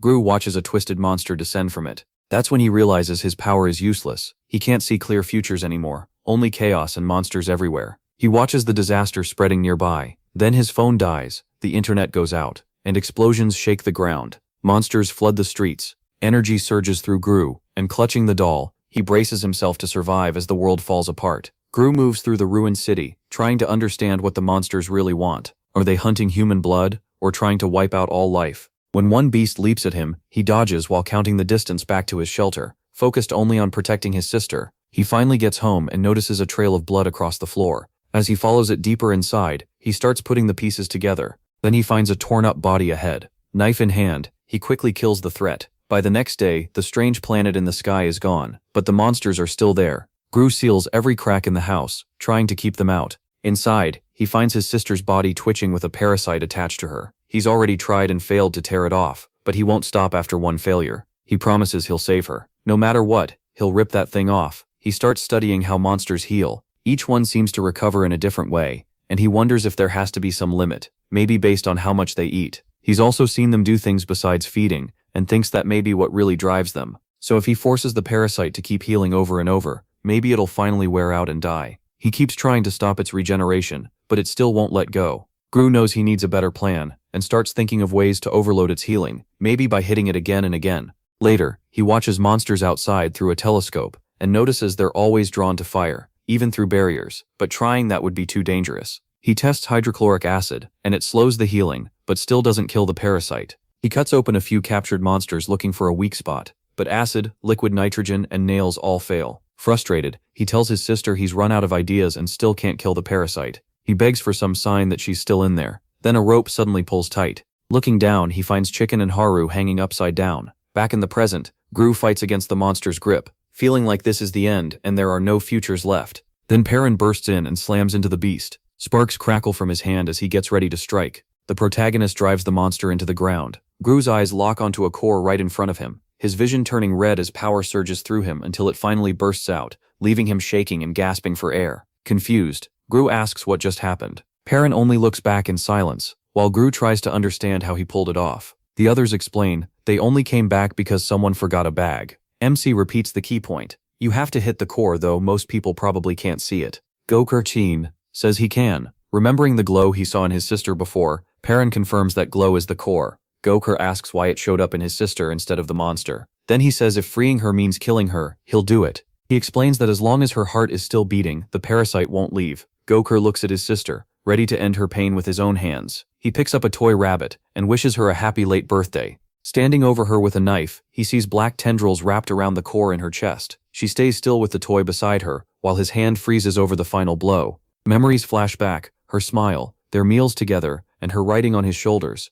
He squeezes her hand tighter, thanking her again and again as he stares at her. Then, to his shock, she barely answers, saying she heard him the whole time. Jin admits he's confused and doesn't know what to do next. Just then, Perrin shows up with Haru and Chicken. They meet Jin as he comes down the stairs. Her last words echo in his head, telling him to do what he wants. Jin pauses, looking from the others back to his sister. Then another monster suddenly attacks. Jin remembers her face, and his eyes turn red as his resolve hardens. He remembers holding her hand and swearing revenge on every monster that stole her from him. Even at the end, she told him to live on and take revenge. Chicken charges first, but the monster knocks him away. Jin leaps in, tendrils bursting from his arm and ripping through the monster. After that, he faces Perrin, gives his name as Jin Go, and asks if he can join them. The last survivor sits there, on edge when footsteps start getting closer. He looks up and sees a group coming down the escalator. Perrin, Haru, and Chicken. The girl with glasses quickly asks if they found anyone else. Jin Gokor introduces himself, then says they can just call him Jin.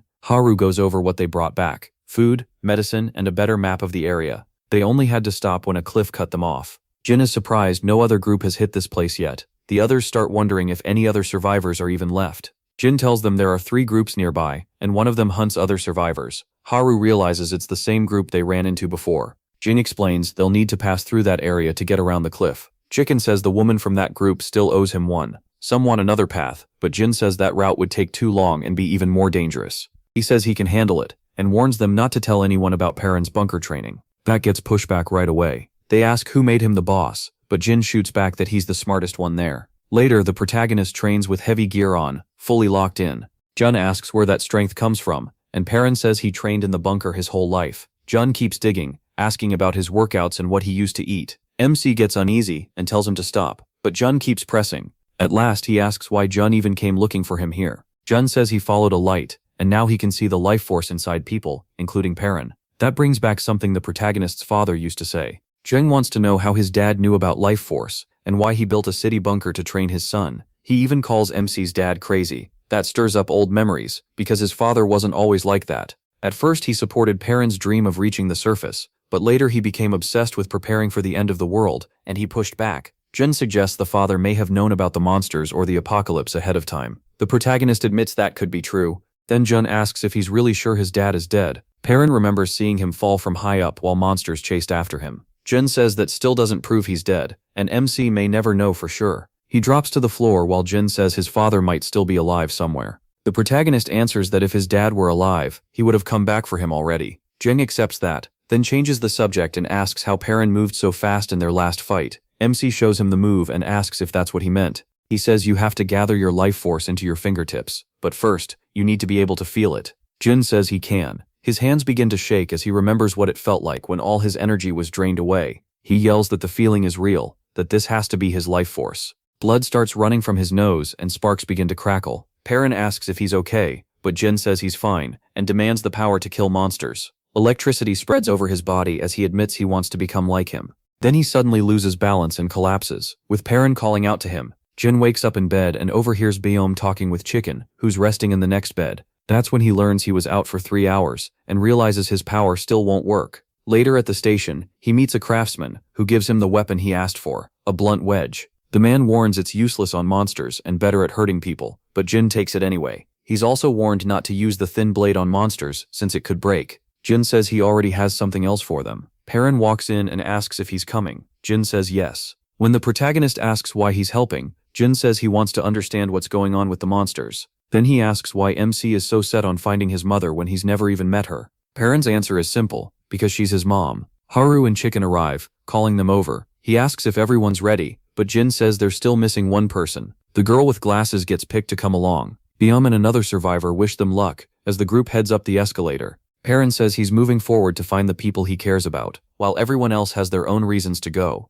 The protagonist leads, while Chicken and Jin stay a little behind. A distant screech rings out, and dark figures start to appear. Then a sharp voice accuses someone of doing worse than losing people. They left someone behind to die. The woman who once tried to trap Perrin's group starts to explain, but a knife suddenly cuts through the air. A blonde woman says these intruders are different from the usual ones. She remembers a kid who dodged well, and a big guy with a chicken comb haircut. Someone nearby agrees. The silver-haired fighter answers by stabbing a man, calling him livestock. People start whispering about whether the intruders might return. Their leader announces the hideout is going on lockdown, grabs a piece of flesh, and says if the intruders come back she'll eat them herself. Jin explains the plan. They have to pass through the thieves' territory, split into 3 zones, without getting spotted. No fighting. Everyone sneaks. Chicken loves the idea, but Perrin doubts the whole team can get through unseen. He thinks he could do it alone, just not with everyone. Jin just grins and says it'll be fine if they follow his lead. MC points out he could sense life even back in the bunker, while Jin only got that ability after he was captured.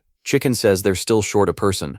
Then the girl with glasses shows up, and Jin suddenly snatches her bag, catching her by surprise. He warns the team they're now at the border of the thieves' area. Using the map, he explains the hand signs. A pointed finger means move and avoid enemies no matter what. A closed fist means attack. The retreat sign means run if things go bad, and touching his chin means he's lying. Perrin asks why they'd ever need that weird one, but Jin says it's just a backup and probably won't matter, then tells them to keep going. Chicken agrees with him. They sneak carefully through the area, with Jin guiding them into hiding whenever he senses thieves nearby. At the same time, the thieves are busy whispering about a hidden box they found. Jin tries to signal the group, but Chicken reads it wrong and rushes the thieves instead, dropping one with a punch and brawling with another. One thief starts shouting threats and squares up, but Perrin grabs him and holds him down. The girl with glasses explains Jin meant for them to sneak by, then scolds them for blowing their cover even if they won. Chicken admits he got the signal wrong. Jin says it's fine since no other thieves are nearby, but now they need to decide what to do with the captives. Haru asks if he's really planning to kill them, and Jin moves to do it. Perrin stops him, saying there's no reason to kill anyone. Jin argues the thieves would kill them without thinking, so this is safer, but he doesn't back down. He says he doesn't want to kill, and every time someone is about to die, it hits him hard. Jin asks if the protagonist is really going to risk everything over that, warning that if they get caught, he'll never find his mom. MC says nothing for a moment, then tells everyone to leave before the thieves wake up. Haru sides with him and says killing isn't needed. Jin finally tells the group to move. They push farther in, and more people start showing up. Then a guard spots them and demands to know who they are, saying he's never seen them before. Jingu warns the others that they're too deep in enemy ground and need to get out. The guard shouts, asking what they're doing. Crouched there. Chicken blurts out that they're crouching because this is a top-secret mission. When the guard asks who he thinks he is, Chicken tells him to look at the mohawk and know who he's talking to. The guard pretends to recognize him, and Chicken pulls him away while the others stare. Jin tells the team that if they get split up, they should meet back at base. Perrin asks Haru how far they've come, and she says they're in the middle of Zone 1. They head into a building, where he notices the windows are sealed with bars. Inside, a prisoner begs them to free him, swearing he's not one of the thieves. Then more prisoners appear, terrified and sure they're about to be eaten. Jin asks if they mean by monsters, but the prisoner warns them about a woman called Predator. Perrin repeats the name and thinks about rescuing them, but there are guards all over the place. Jin says they don't have time to help. Haru reminds him of his promise, and he admits he lied to keep everyone calm.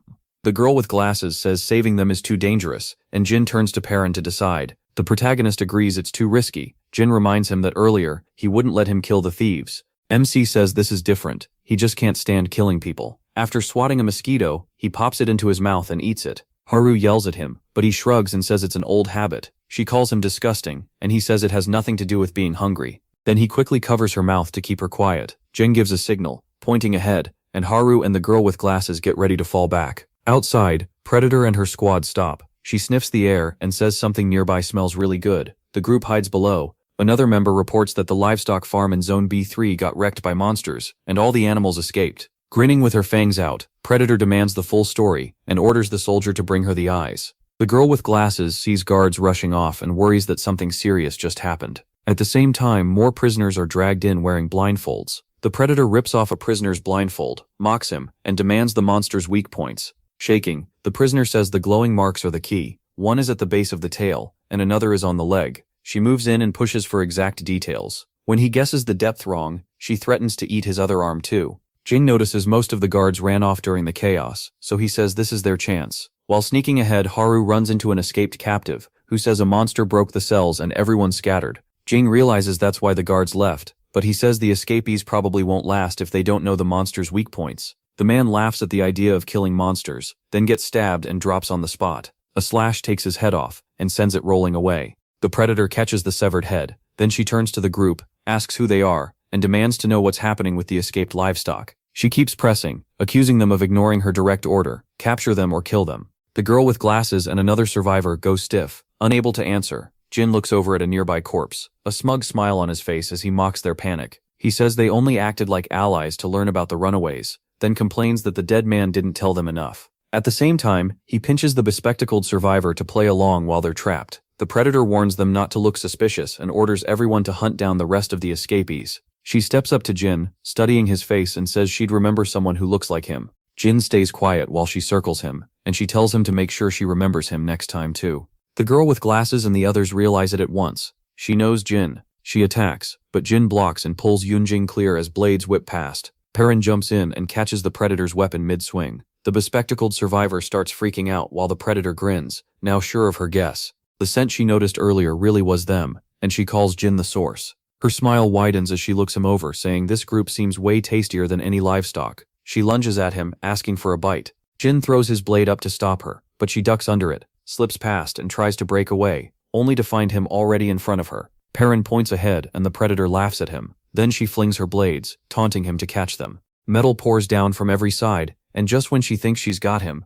Perrin snatches the blades out of the air. The bespectacled survivor can only stare in shock as the protagonist takes over, catching, spinning, and redirecting each blade in a blur. It throws the predator off, and she stumbles in surprise when he bites through one of the blades and grabs even more knives. He fires them back one after another, forcing her to scramble and block the barrage. When Perrin catches her hand, she bites down on his arm and laughs, calling him her favorite. To her, his scent is the best of all. Haru mutters that something smells strange, like it's burning. A flame appears in the woman's hand and she throws it, but the fire dies before it can do anything. Jin smirks and tells her she's too late. The predator screams for everyone to fight to survive. Heavy footsteps thunder closer and monsters rush in from behind. Perrin and the bespectacled survivor brace for the attack. Here, everything is hunter or prey. Another killer is always nearby. The rule never changes: eat or be eaten. Humans used to sit at the top, but not anymore. Now monsters have appeared that are far worse than before, and the old food chain is broken. They rule it now. The monsters glare at the survivors, and our group lifts their heads, drawing the predator's eye. She notices the change in their eyes and challenges them,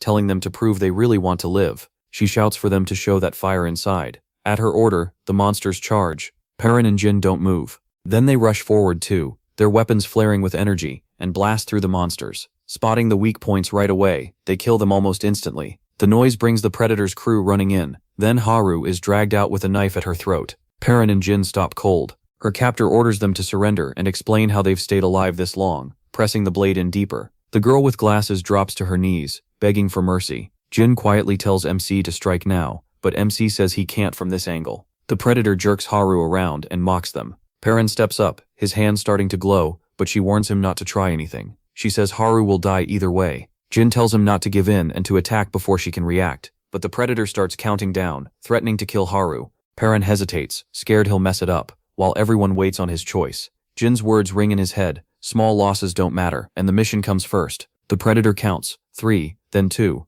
The protagonist clenches his fist. Haru braces herself, but when she reaches 1, Perrin suddenly gives up. The predator orders her crew to grab them. Chains lock around MC and Jin, and they're hauled away. Soon they're thrown into a cell. The gate slams shut, and he ends up tied in the dark. Then he hears someone coming. The predator walks in and tells him to stay alive. Perrin doesn't get it, but she says he wouldn't understand anyway. She's only passing along a message. He demands to know where his friends are. She coldly says she killed them. Sitting across from her, the protagonist admits he killed those people too. She laughs, makes him repeat it, then asks if he plans to kill her next. Still grinning, she keeps pushing, saying his reaction proves they were his friends, and reminds him how he froze because of Haru. Perrin thinks it was a 50-50 shot. He's been lucky before, but back then one mistake meant someone died. He remembers how weak he used to be, and now he wonders if getting stronger only made him reckless and dangerous to the people near him. His father's warning about getting close to people finally makes sense. Interested in his skills, the predator starts asking about his powers. She wants to know how he can spot monster weak points, and even wonders if he might be one of them. Perrin just stares while she talks through the idea. Then she directly asks how he sees the weak points. MC blurts out a question of his own. Did someone tell her that? He starts thinking someone else may know this too, maybe even someone tied to his father. Her answer is a kick to the face, followed by another demand for the truth. Perrin glares at her and snaps back, but she isn't bothered and says she's got plenty of time. Next she asks where he's from. She points out how clean his clothes are, and how healthy his whole group looks, then demands to know where their base is. Perrin suddenly lunges at her with bared teeth, but the predator slams him down. She jokes that he must be hungry, because she isn't about to become his meal. He swears he'll never talk. She laughs and calls him livestock. As she keeps beating him, the predator questions whether he's even human. She asks one of her men what he thinks. He says he can see a light inside people, like the one in monsters, and that she has it too. Looking at Perrin, he says the protagonist's light is brighter than anyone else's. The predator mutters that it must be life force, says he smells delicious, and calls him the most interesting one there. Another man cuts in to report that food is running low, people are getting restless, deaths are rising, and demands for executions are growing. He urges her to find the group's base. She brushes it off and grabs Perrin again, pressing him for answers. When he still won't talk, she suggests a game. Held in her grip, MC glares back. She cuts him and watches the wound heal, taunting him to keep it up. Laughing, she talks about how long she can keep this going. Perrin takes hit after hit, healing each time just to be hurt again. Later, while he lies beaten on the floor, he hears footsteps. A man whispers for him to stay quiet. Perrin recognizes him, and the stranger says he's a prisoner too. He used to be livestock, but his body was changed, and now he can see lights. He asks if he means life force, but the man isn't sure and just shrugs. Then he offers to help Perrin escape. As the man starts to leave, the protagonist quickly asks if he's seen Haru or any new prisoners. The man says no, and warns that people don't like being asked about that. Right then, the Predator and her men return and catch them. She ignores his claim that he's one of the eyes, saying they can always make more experiments. The Predator taunts MC, asking if he had fun with their little game. He says this torture is nothing compared to what he went through in the bunker. She brings up his friends, then has Haru thrown into the cell. She says Haru gave them nothing, even without water, then grabs her and threatens her. Next she takes Perrin's hand and snaps his fingers. Haru screams at her to stop, but the Predator keeps breaking bone after bone, while he stays quiet. She says she'll keep going unless Haru gives up their base. Another finger breaks. Perrin and Haru both scream, and he tells her not to say a word. Outside, a couple of guards whisper about how brutal the captain is, especially with torture going on inside. The Predator mocks the protagonist's healing hands, while he silently rages because he can't use his life force. He wonders how she bound him so well and grows frustrated that she doesn't even understand what his power is. She keeps demanding answers, but he gives her nothing. When she asks for their base again, he wavers for a second, then stays loyal. She picks up pliers and threatens to see whether his nails will grow back if she rips them out. Haru is horrified. When the Predator finally stops for the day, Perrin is left by himself, with his father's warning echoing in his head that caring about people only brings pain and weakness. Outside, Haru watches what he suffered and feels sick with guilt. MC realizes this all started when he began caring about other people. Haru's fear spikes when the Predator comes back and says she'll go for his toenails next.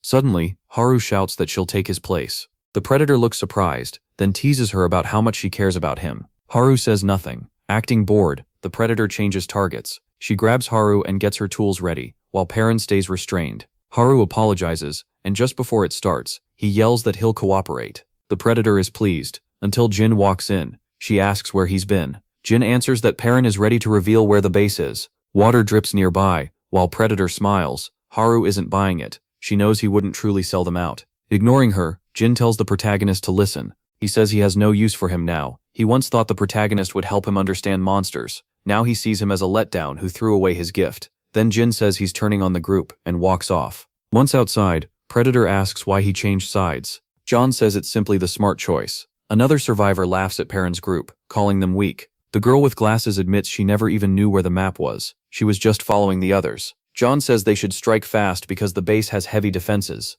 A quick assault is his plan. Predator likes what she's hearing. The prisoners are brought outside. One of Predator's men asks why Haru and Perrin are coming too. She grins and says it'll be entertaining. Predator wants them to watch their base get destroyed. As they're marched along, Haru tries to talk to MC and apologizes, but he says nothing. When she keeps pleading, Perrin finally gives her an odd look. Jizen asks if everything is set. Predator says everyone's here except the livestock guards. They head up a cliff path. Jizen smiles and says everything's going perfectly. Some survivors don't get why they stopped there. He explains that the city surrounds them. There's no cover, and only one escape route. If monsters appear, getting out will be almost impossible. One underling gets shaky and pulls a weapon. Predator demands an explanation. Jizen signals that retreat comes first. If things go bad, living matters more than fighting. Then he gives one last signal, and Perrin remembers that touching his chin means Jin is lying. That's when he realizes Jizen only faked the betrayal. Haru reacts at once. He tightens his fists. Then he shows the hidden key he'd kept under his tongue,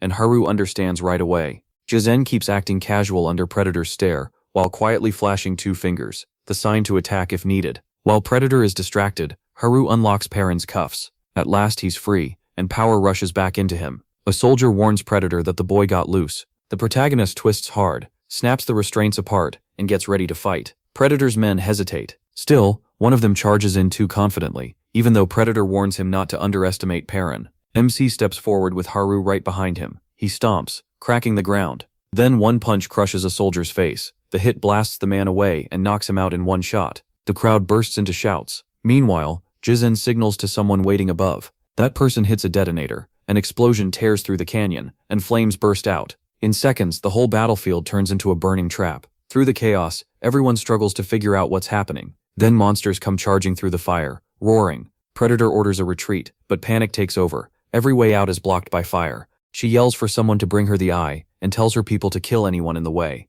Haru stiffens when the huntress looks at her and smiles. Then something changes. A light flares up inside her. Her eyes start glowing as power floods through her. She slips past Predator's attacks with shocking speed, catching both of them off guard. Using that fear to push herself, Haru fights back so fast Predator can barely follow. Their eyes lock, and Haru calls Perrin's name. Predator turns as he rushes in, but a blade-wielding fighter cuts him off. The protagonist blocks the strike and shifts the fight. As he closes in, the enemy leader tries to respond, but Haru grabs him and tells him to go. The monsters are almost on top of them. She says they have to leave now. Perrin agrees. Predator refuses to move even as the flames spread closer, but MC kicks her away. He and Haru share a quick look, but behind them Predator gets back up, while her people call out to her. At the same time, monsters start attacking the survivors. Predator orders everyone to run, and keeps demanding the eye as her crew scrambles. In the middle of it all, Jin calls Perrin's name. He answers, then punches Jin. He accuses him of giving away their secret about life forces. Jin admits it, and says that's why he told them to bind Perrin's fingers. When the protagonist asks why, remembering the torture, Jin says it was the best choice he had.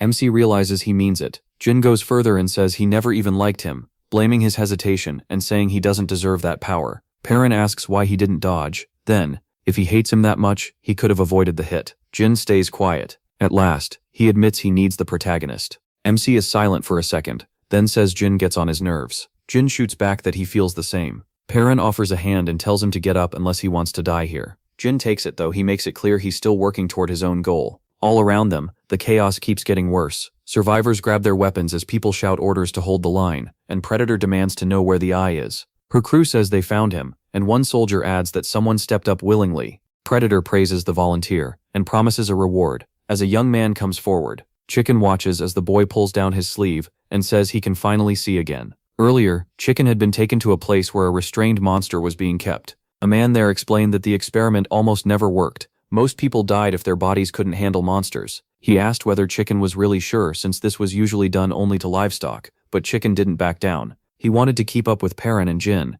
and refused to be left behind. After that, the eye realizes he can see the monster's weak points. Predator yells for him to point them out. Instead, he turns on her and asks if she really thinks he'll help. He flat out refuses and mocks her. One enemy recognizes him as the same guy who attacked them before. Nearby, another teammate panics and begs Predator for forgiveness, after taking Chicken for an ally. She curses the fact that they have no eyes left. As a monster comes in, Predator steps forward. Surrounded by creatures, she says she'll be their eye now. She knows if she's wrong, she's dead. Elsewhere, Haru faces Perrin, and reminds him he always wanted to choose the right path. Then she asks if this plan is really what he wanted. Jin explains that once he surrendered, luring the enemy away from the base was their only real chance to wipe them out. Haru argues it's too risky, and could kill everyone. Jin insists he's seen a future where they all survive. Everyone gets out together. Suddenly, a monster appears in front of him, and he raises his blade. Another one goes after Haru, and a survivor is brought down. The group sees the chaos spreading, when a huge monster bursts up, its body exploding outward. Everyone gets ready. Jin tightens his grip on his weapon. Haru, determined, says they can do this. Electricity crackles around Perrin's fist as he says he's ready too. Then he charges the monsters. One of them roars, while Jin takes on another. Perrin dodges and fires back, while his friend uses his foresight to avoid attacks and aim for the monster's cores, knowing that's what he has to destroy. Then one monster opens a swirling center, and Jin gets hit by a strange sense of deja vu, right as the core glows red and fires a beam straight at him. The blast tears through him, or should have. As Jin freezes while the monster's burning strike nearly cuts him down, but Haru dives in and tackles him clear just before the beam slams into the ground. Shaken, he stumbles, stunned that he's still alive. Haru grabs his arm and says she thought he was in danger. They slide back together, barely avoiding the next attack as the monster keeps pressing them. Jin grips his weapon tighter, realizing this monster has power like Perrin's, the kind that can twist fate. He steadies himself, knowing he'll never have that same strength, but he's still set on finding a way to beat it. Meanwhile, Perrin keeps hammering his monster with punch after punch, dodging its limbs as they regenerate and staying focused on the core. He knows if his strength runs dry, he'll go down too, so he has to finish this fast. The monster's arms whip everywhere, but the protagonist avoids them, breaking bone and tearing through flesh. Power surges into his fists as he smashes his way toward the glowing core. Jin waits with blade in hand, watching for the right moment. He rushes in through the flailing limbs and drives his blade deep into it. The core cracks but still doesn't break. It pulses harder, blue sparks racing through his hand. Perrin appears beside him, shoves with brute force and pours energy into the strike, as the creature convulses. He pushes even harder, slamming the monster back while its core flickers and its tendrils thrash. Haru runs in, ducks under its limbs, but a wild swing knocks her back. She crosses paths with MC as survivors scream for help, and more monsters close in. Elsewhere, the woman who once tried to trap them hauls up a survivor who's about to collapse. Chicken shows up and reminds her she still owes him. She snaps at him annoyed, but he won't drop it. Cornered, she finally gives in and asks for his help, escaping the battlefield. Meanwhile, Predator watches the streams of life energy moving through the fight and finally starts to understand Perrin's power.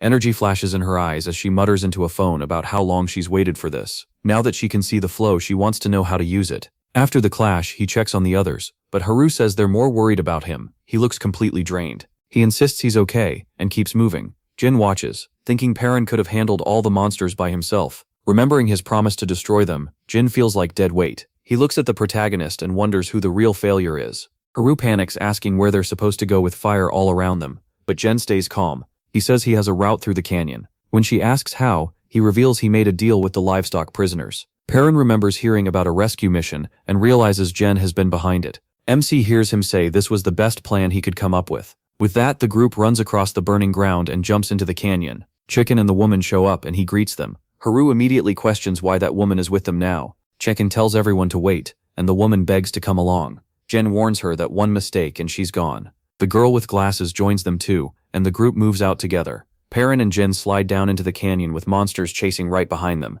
One lands in front of the group and Jin yells for everyone to keep running. If they fight here, they'll be trapped. He tells the others to go on while he handles it. More monsters drop in, and Perrin charges them, blasting a path open while the rest keep moving.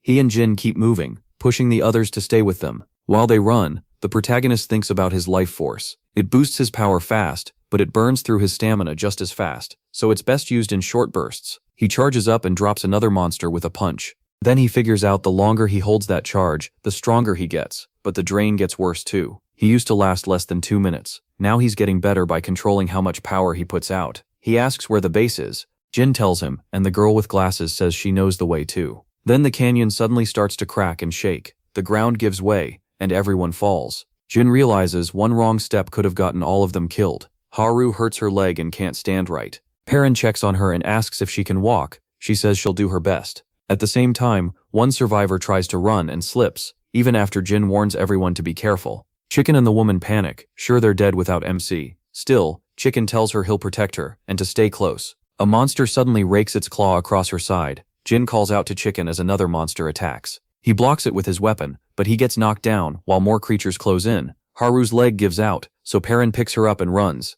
With monsters right behind them, he leaps across the canyon with her. He covers Haru as they hit the ground. Then he steadies himself as more monsters rush in. Perrin blasts one away and keeps running through the chaos with Haru in his arms. Back there, Jin keeps fighting, swinging both blades at the monsters. Chicken brings one creature down, then realizes the woman is gone. They were only together for a short time, but he still saw her as a comrade. He says Jin is a comrade too, and tells him not to fight by himself. The two brace for another wave as the monsters keep coming. More monsters pour into the canyon, but Perrin holds his ground and blocks their attacks before driving forward. One beast charges him, and he pounds through it with punch after punch until its core pops free. But the strain is catching up to him. One monster cuts his side, and another smashes him in the face. Haru begs him to run and save himself, but he won't leave her. Perrin steps in front of her and says there's no way he's losing her now. Haru is hit with guilt, thinking all of his pain is because of her and everything he's been through. Even hurt, the protagonist keeps fighting and remembers how much meeting her changed him.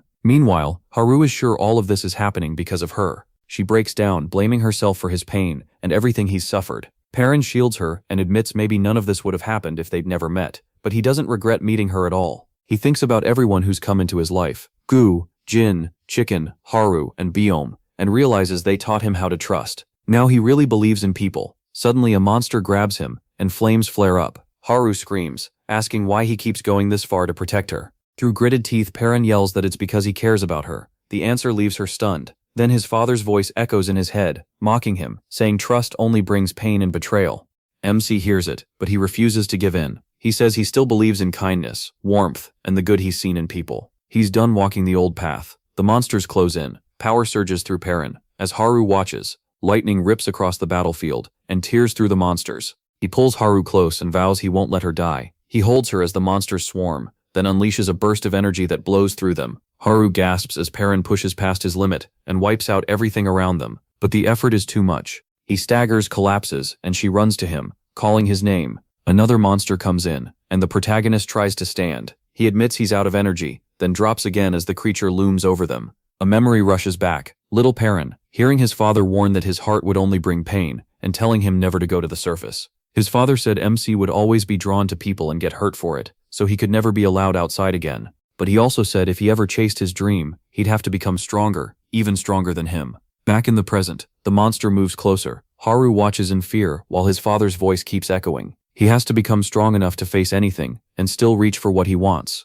Using every bit of strength left, Perrin forces himself back up. Lightning gathers in his hand as his father's words ring out. Sky's the limit. He slams the ground, and power explodes outward. The protagonist seizes the monster's power, hearing his father's words about their blood and the blue flame. He tears the core out, as the voice repeats, "This is the power of the blue flame." The monster's core flickers while Jin watches nearby. Chicken says the experiment let him see weak points now. He calls it life force and says it's inside them too. As the monsters close in, Jin hangs back while Chicken charges straight at them. Jin notices he's fighting wildly, instead of aiming for weak spots, and he knows that kind of reckless attack will just get him hurt. Chicken yells for Jin to stay back. He wants to take the monster on himself. That only makes Jin more worried. Chicken gets hit and falls, but he forces himself back up and dares the monster to come again. Meanwhile, Perrin gets trapped in tendrils and slips back into childhood memories, and his father's warnings. He remembers hearing over and over how dangerous the surface is, and how getting close to people only leads to trouble. MC starts wondering why his father never trusted other humans.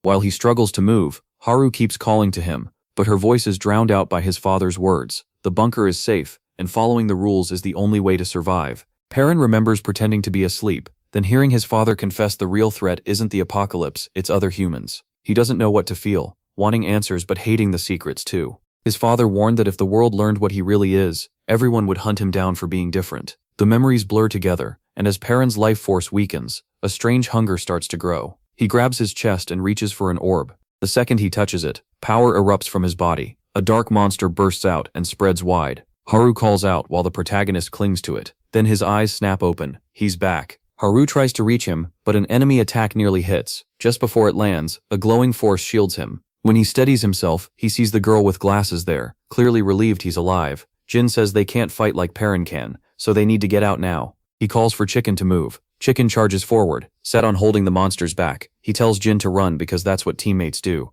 Jin hesitates, but Chicken's resolve doesn't waver, and they finally make a break for it. Jin hears those words from Chicken, and can't fully understand them. Would he really throw his life away for something that simple? Jin grips his sword tighter. Then a monster swings at Chicken. Jin shouts a warning and rushes in, meeting the blow with his blades and blocking hit after hit. As he fights, he runs through every survival outcome in his head, and realizes he could still escape if he left now, just like Chicken told him to. But then he thinks about Perrin, who never does what's expected, and always carves out his own path. Jin admits he's always just watched from the side. He remembers losing his family to monsters, and how he only ever gave up when there was truly nothing left to try. He firms up his grip, lands a clean strike, and thinks that if he had MC's power, this battle would be easy. He shouts that he could have chosen his own fate. Chicken calls his name as the monsters close in. Jin admits to himself that he's powerless, nothing like Perrin. For a moment, he thinks maybe this desperate way of living is all he knows. Then he stops and asks himself why he's even living like that. His sister's face flashes through his mind, and her words come back to him. He remembers promising her he'd get revenge and wipe out every last monster. Surrounded, Jin tightens his grip and charges straight at them. Right then he decides being weak isn't an excuse. He has to grow stronger no matter what, and kill them all. He realizes he doesn't need to follow Perrin's road, he can make his own. Facing the monster, he remembers him telling him to draw power from his fingertips, and tries to use his own strength. He steps forward and feels something new ignite inside him. His resolve turns into power, and he swears he'll destroy every monster. Jin thrusts his hand out, sending a blast of energy at the enemy. Drained but focused, he pulls strength from his promise, and his memory of his sister. He pictures Perrin beside him, then steadies his hand. Sparks burst from his palm and slam into the monster's chest. The creature is blown apart, and Jin tightens his grip on his sword, ready for more. He pushes ahead and cuts through the monsters coming from every side. Strike after strike lands until the creatures are piled on the ground. The girl with glasses stumbles over, dragging Perrin with her. Then he notices movement. Chicken and Jin are still alive. They head over, and when she asks what happened, Chicken says they barely survived because of Jin. But when she asks about the missing woman, he goes quiet. Haru says they need to leave, but the girl with glasses warns that someone is waiting ahead. Before she can explain, footsteps cut her off. Predator steps right into their way. They demand to know why she's here. Predator walks forward, throwing out accusations and calling them traitors. She warns them what happens to anyone who betrays her, even bringing up the woman who died. The girl with glasses fires back with an insult, but Predator just calls her slow. She still tries to act confident, saying they have the upper hand, but a sudden flash shuts her up. Chicken gets hit and stabbed through the arm. He shouts at Predator never to talk about that woman again. She was their comrade. Predator brushes that off, saying comrades mean nothing. To her there's only predator and prey. She steps closer and says survival is all that matters. Chicken doesn't flinch and stands up to her. Predator's weapon starts crackling, and she says it's dinner time. She lunges with electricity flashing around her, then slashes across his chest and boasts that she's mastered life force. Electric sparks flicker around the phone in her hand. When they ask how she learned that, Predator says she copied it from some kid with a weird fighting style. She notices 2 bodies on the ground and wonders where the rest went. Then she realizes they've already run far off. She says she'll just follow the trail of blue energy to catch them. A voice suddenly crackles through Predator's phone, ordering her to stop the second she mentions the blue energy. That only makes Predator more irritated. She glances at the bodies around her, and when Haru warns her not to come closer, Predator just laughs and dares her to try something. Predator rushes in, but Haru slips away and bolts. Lightning snaps from Predator's hand as she chases after her, grumbling that Haru is getting annoying. She catches Haru by the hair, mocking her for how fast the strength is leaving her body, and saying she'll never walk again. Then Perrin cuts in with a slash, forcing Predator to let Haru go. She's caught off guard to see him standing there, ready to fight. After throwing Haru aside, Predator turns fully toward him. Perrin lunges first, but Predator avoids it. Sparks jump from her hand as she lines up another strike. She unleashes a wild barrage, shouting for the protagonist to entertain her. Finally she says, someone can keep up. Then she makes him a sick offer. Even if he loses, she says she won't kill the others. She'll only cripple them so they can't escape.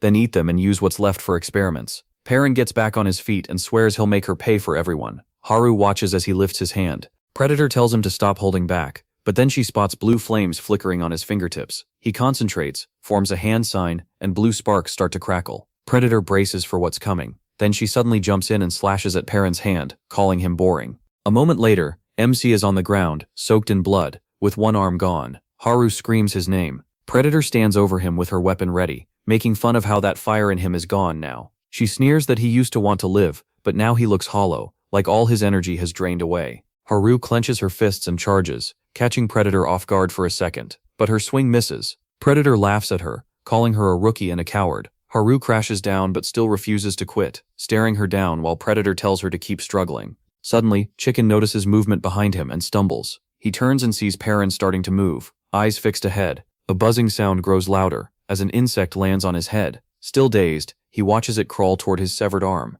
His fingers twitch, the buzzing gets stronger, and the arm starts moving.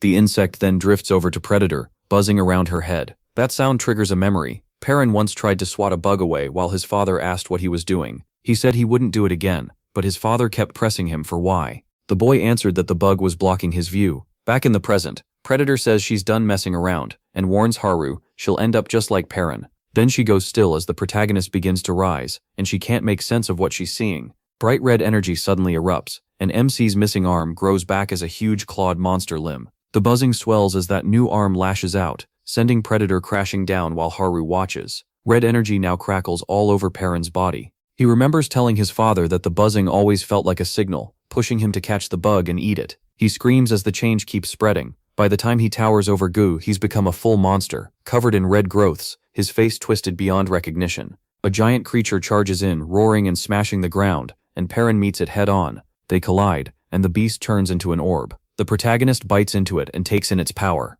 Gu sees that and yells Perrin's name, accusing him of being one of the monsters, then fires an energy blast. MC blocks it with his claws and keeps coming. He drives one claw straight through Gred's chest, then throws him aside. Chicken shouts in shock, but Perrin whips around and slashes at him savagely. At last he turns to Haru, grabbing her with that monster arm. He hangs over her while she struggles to break free. Perrin bites into Haru's shoulder and squeezes her with all his strength. She smacks him across the side of the head, and he freezes before he can bite deeper. Haru shouts his name, trying to bring him back, but he only growls and starts choking her. She fights back and lands a punch across his face. That hit snaps him out of it. He realizes what he's done, and the monster sparks start fading. Perrin just stands there, staring at Haru's limp, bloodied body. He calls her name and looks over at the others lying around. The girl with glasses screams at him to stay away, calling him a monster. Perrin looks at the wreckage, wondering if he really caused all of it. The survivors can only stare in shock. A man hiding nearby blames someone else for not warning them, and the panic grows as Biom walks in. The protagonist sees him and goes still, recognizing him at once. As Biom gets closer, Perrin yells for the scientist to stay back and blames him for all this, but Biom ignores him and walks right past. Another survivor shows up and studies MC, asking if he's a monster, while most of the others stay away. Then a hooded man appears, and when someone asks if he's getting close too, he only gives a faint smirk. Purim and someone else start treating the wounded. Elsewhere, a man explains that he met Gucci at a looter base and made a deal. He'd save Gucci if Gucci helped free his friends, who were being kept like livestock. When asked, he confirms he came from the same place Purim's group had been trying to reach. Chicken insists he's okay, though Biome flinches and tells him to rest if he needs to. Someone asks if that place is tied to the radio broadcast, and the man says yes, surprised Q hasn't already explained. The survivors ask about the place and the broadcast, but he says it's a long story, and promises it'll make sense soon. He says looters grabbed him while he was searching for survivors, then asks Biome how his friend is doing. Biome says they're alive, just badly underfed. Then everyone's attention shifts back to Perrin, as the man reveals that he turned into a monster and attacked his own group. Others back that up, pointing out how fast he healed and how his arm grew back right in front of them. The man says at least the protagonist managed to kill Predator. Kak though thinks Perrin may not have known about that monster side of himself. Then the man says he also saw red energy coming from Kak, which seems suspicious. Kak explains that it's life force. When the man asks what that is, Gu can't believe he doesn't know, especially if he's planning to fight monsters. The man admits fighting was never part of their plan. They wanted to stay unnoticed. A woman says Least was the one on the radio, and the man adds that Least claims to know of a weapon that can kill monsters instantly. He says it all sounded crazy before, but after seeing this battlefield, he can't brush it off anymore. Gobeom asks what he's talking about, but the man dodges the question and says they'll understand later. When someone points out how fast he accepted life force, he says nothing makes sense anymore. They're living under a strange planet in the sky, and monsters attack every 6 days. Gobeom wonders if those attacks will ever stop. The group talks about how the invasion started out of nowhere, and then the man asks where Perrin is. Gobeom says he's nearby, but staying away from everyone. MC has cut himself off because he's scared he'll hurt someone again. Most of the others feel safer with him at a distance, though the man admits he might not have come if he'd known. Bayom says they haven't known Perrin very long either. Later, he tells the girl with glasses to hide his things. When she asks why, Gayom says the newcomers might not be trustworthy. The group agrees to keep the protagonist secret. A man named Hui Min says he hopes they can all survive together, but then realizes someone is missing. Right then, the hooded man from earlier steps forward, and one survivor says he helped carry the injured. As the hooded man walks up to Perrin, someone asks who he is. The moment he shows his face, MC stares in shock. Someone remarks that this hooded guy is the strangest one there. He hasn't spoken once. Clives tries to sense the life force around him, but gets nothing from the hooded man, which puts him on edge. Perrin asks what he wants. The hooded figure lowers his hood, revealing red hair and golden eyes. He asks who he is, but the stranger just stares back in silence.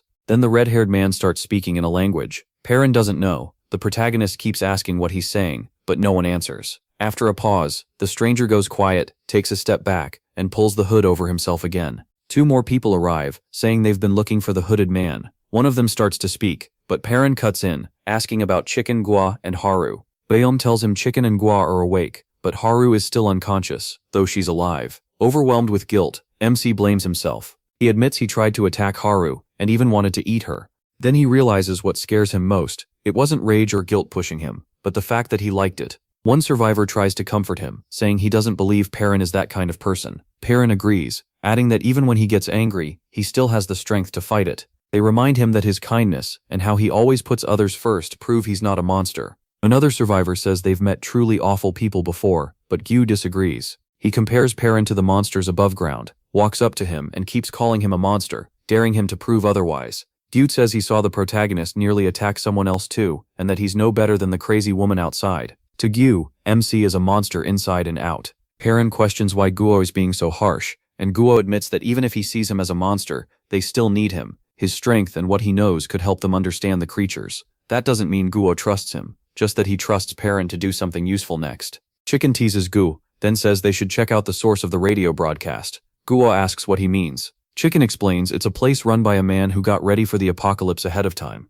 Guo says they're ready to move. Perrin hopes meeting that man might also teach him more about his mother. Still, he can't shake what he did to his friends, so he swears he'll get control of himself and never lose it like that again. Suddenly, a dark voice echoes inside his head, and the protagonist screams as red tendrils burst from his body. They thrash wildly, while Chicken and the others rush in to hold him down. Go starts charging electricity, but Chicken stops him. Even with the tendrils tightening and Perrin fighting against them, Chicken refuses to let go and keeps him pinned until the energy finally dies out. He tells MC everything is different now. Perrin and the others remind him he isn't alone. Perrin struggles, mumbling no as the tendrils writhe, but he insists he won't hurt his friends again. He grabs the tendrils, rips himself free, and says he doesn't know what lives inside him, but it won't control him anymore. He'll never let it win. But the monster's voice keeps trying to drag him back into the dark. Perrin struggles to tear himself loose. A sudden flash bursts out, and he snaps back to his friends with red light in his eyes. Perrin and the others stare, catching the last bit of that power still left in him.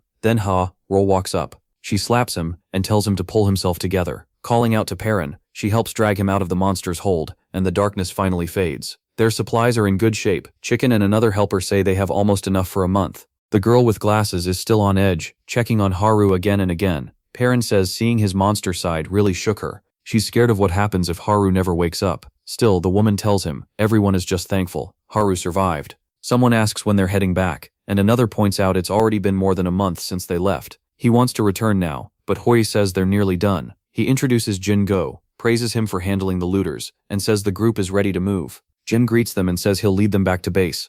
Ricky asks how he's doing. Jin waves it off, set on getting back to training. Ricky warns him not to mess with his life force too much. Jin says he just wants to get stronger, and he won't make the same mistake again. Ricky lets out a worried sigh, unsettled by how intense Jin sounds. The woman nearby speaks up. She says the shirt she made for Perrin is completely wrecked now. The weapon maker jokes that at least the shirt came back. He adds that he lost a weapon outside, but gear can be replaced, people can't. She teases him and he fires back right away. He reminds her he's still doing his job to keep everything going. Not far away, the girl with glasses notices a hooded person sitting alone and asks if he wants to learn the language. He nods, so she guesses he's not from here. That must be why he stays quiet. She tells him she'll teach him fast. Then she asks what word he wants to learn first, and he motions for the word apocalypse. She says it slowly and helps him repeat it. He manages to say it, then keeps repeating the word to himself. At the same time, Perrin trains in silence, whispering apocalypse under his breath, while remembering that Haru's voice pulled him back. He knows he might have lost himself without her, and next time she may not be there to save him. Whenever he starts losing control, the thing inside him tries to take over, so he decides to master his life force. He thinks back to that last battle, when his power spiked and he felt stronger than ever, but now he can't reach that same state, no matter what he does. He remembers Haru touching him and wonders if copying that moment will help. Perrin decides not to give up yet. He pushes his body, sprinting at full speed. Over and over, he tells himself he has to protect his people and grow stronger. He runs until he drops. Even then, he refuses to quit until he can use that power again. Chicken and the others get ready to leave, and Huiki says they've hit a wall, so it's time to go back. Then a can suddenly falls. The noise draws monsters in, and a young man freezes as they rush him. Jin jumps in at once, lightning bursting from him as he tears through the monsters. Everyone starts shouting, asking what's going on, but Jingu doesn't move, his eyes glowing with power. A spiked ball-like monster goes for Huiki, and he panics, sure he's dead. Then everything stops. The spikes hang just inches from his face. A blue flash cuts through. Energy rips across the air, and Perrin appears. He smashes straight through the monster, blowing it apart while Huiki stares in shock. The others ask what just happened, stunned that the protagonist's bare hands tore the creature up. Jin asks if he got stronger. Trying to catch his breath, Perrin says he finally copied what he did before. Still, he says it's not enough. He has to get stronger if he wants to protect the people he cares about. Jin lays out the plan. Track down the strange radio signal, and meet the man claiming he prepared for the apocalypse. They need answers. Later, MC sits beside Haru. He tells her to rest and promises he'll come back stronger. Then he keeps training, forcing his life force under control as his veins swell and his eyes begin to change. Chicken, Gu-jin and the others watch as one of his eyes turns strange. He manages to pull it back under control. Bingguang calls out, telling him to wait, but Chicken just asks if he's okay. Perrin's red eye stares forward while a dark figure rises in his mind. Even so, he says he's fine. The group keeps moving through the ruins. Later, someone wandering around finds a pair of broken glasses and is shocked by how badly smashed they are. Others come over and one gets called out for slacking off, trying to act casual until the leader spots the glasses. He goes pale and demands to know where they found them. The answer? They were just lying there. Then someone recognizes the chain on them and urgently says they need to leave now. It's too dangerous. Another thinks they just got lucky and doesn't get why everyone's panicking. The leader explains those glasses mean their owner is still alive. Someone else says he saw him earlier, along with fruit and signs of a fight, and insists they warn the others. Then a figure steps out. At once, everyone realizes it's the man they fear. The most terrified of them starts panicking as he comes closer. Perrin's father shows himself and tells them to go ahead and report that he's alive. The frightened leader tries to laugh it off, but the older man snatches up the glasses. The scared man can barely get his words out, then suddenly screams while the others stand frozen. One man pulls a knife and demands to know who Perrin's father is and whether he led him here. He ignores the question, mocks them and says they're just unlucky. Stepping closer, he raises a fist glowing blue and says that now they've seen him. None of them are leaving alive. The group realizes there's only one person with blue energy like that. Someone yells that it's him. They scramble to get ready for a fight. Perrin's father only smirks, then releases a blast of energy that slams into the whole group.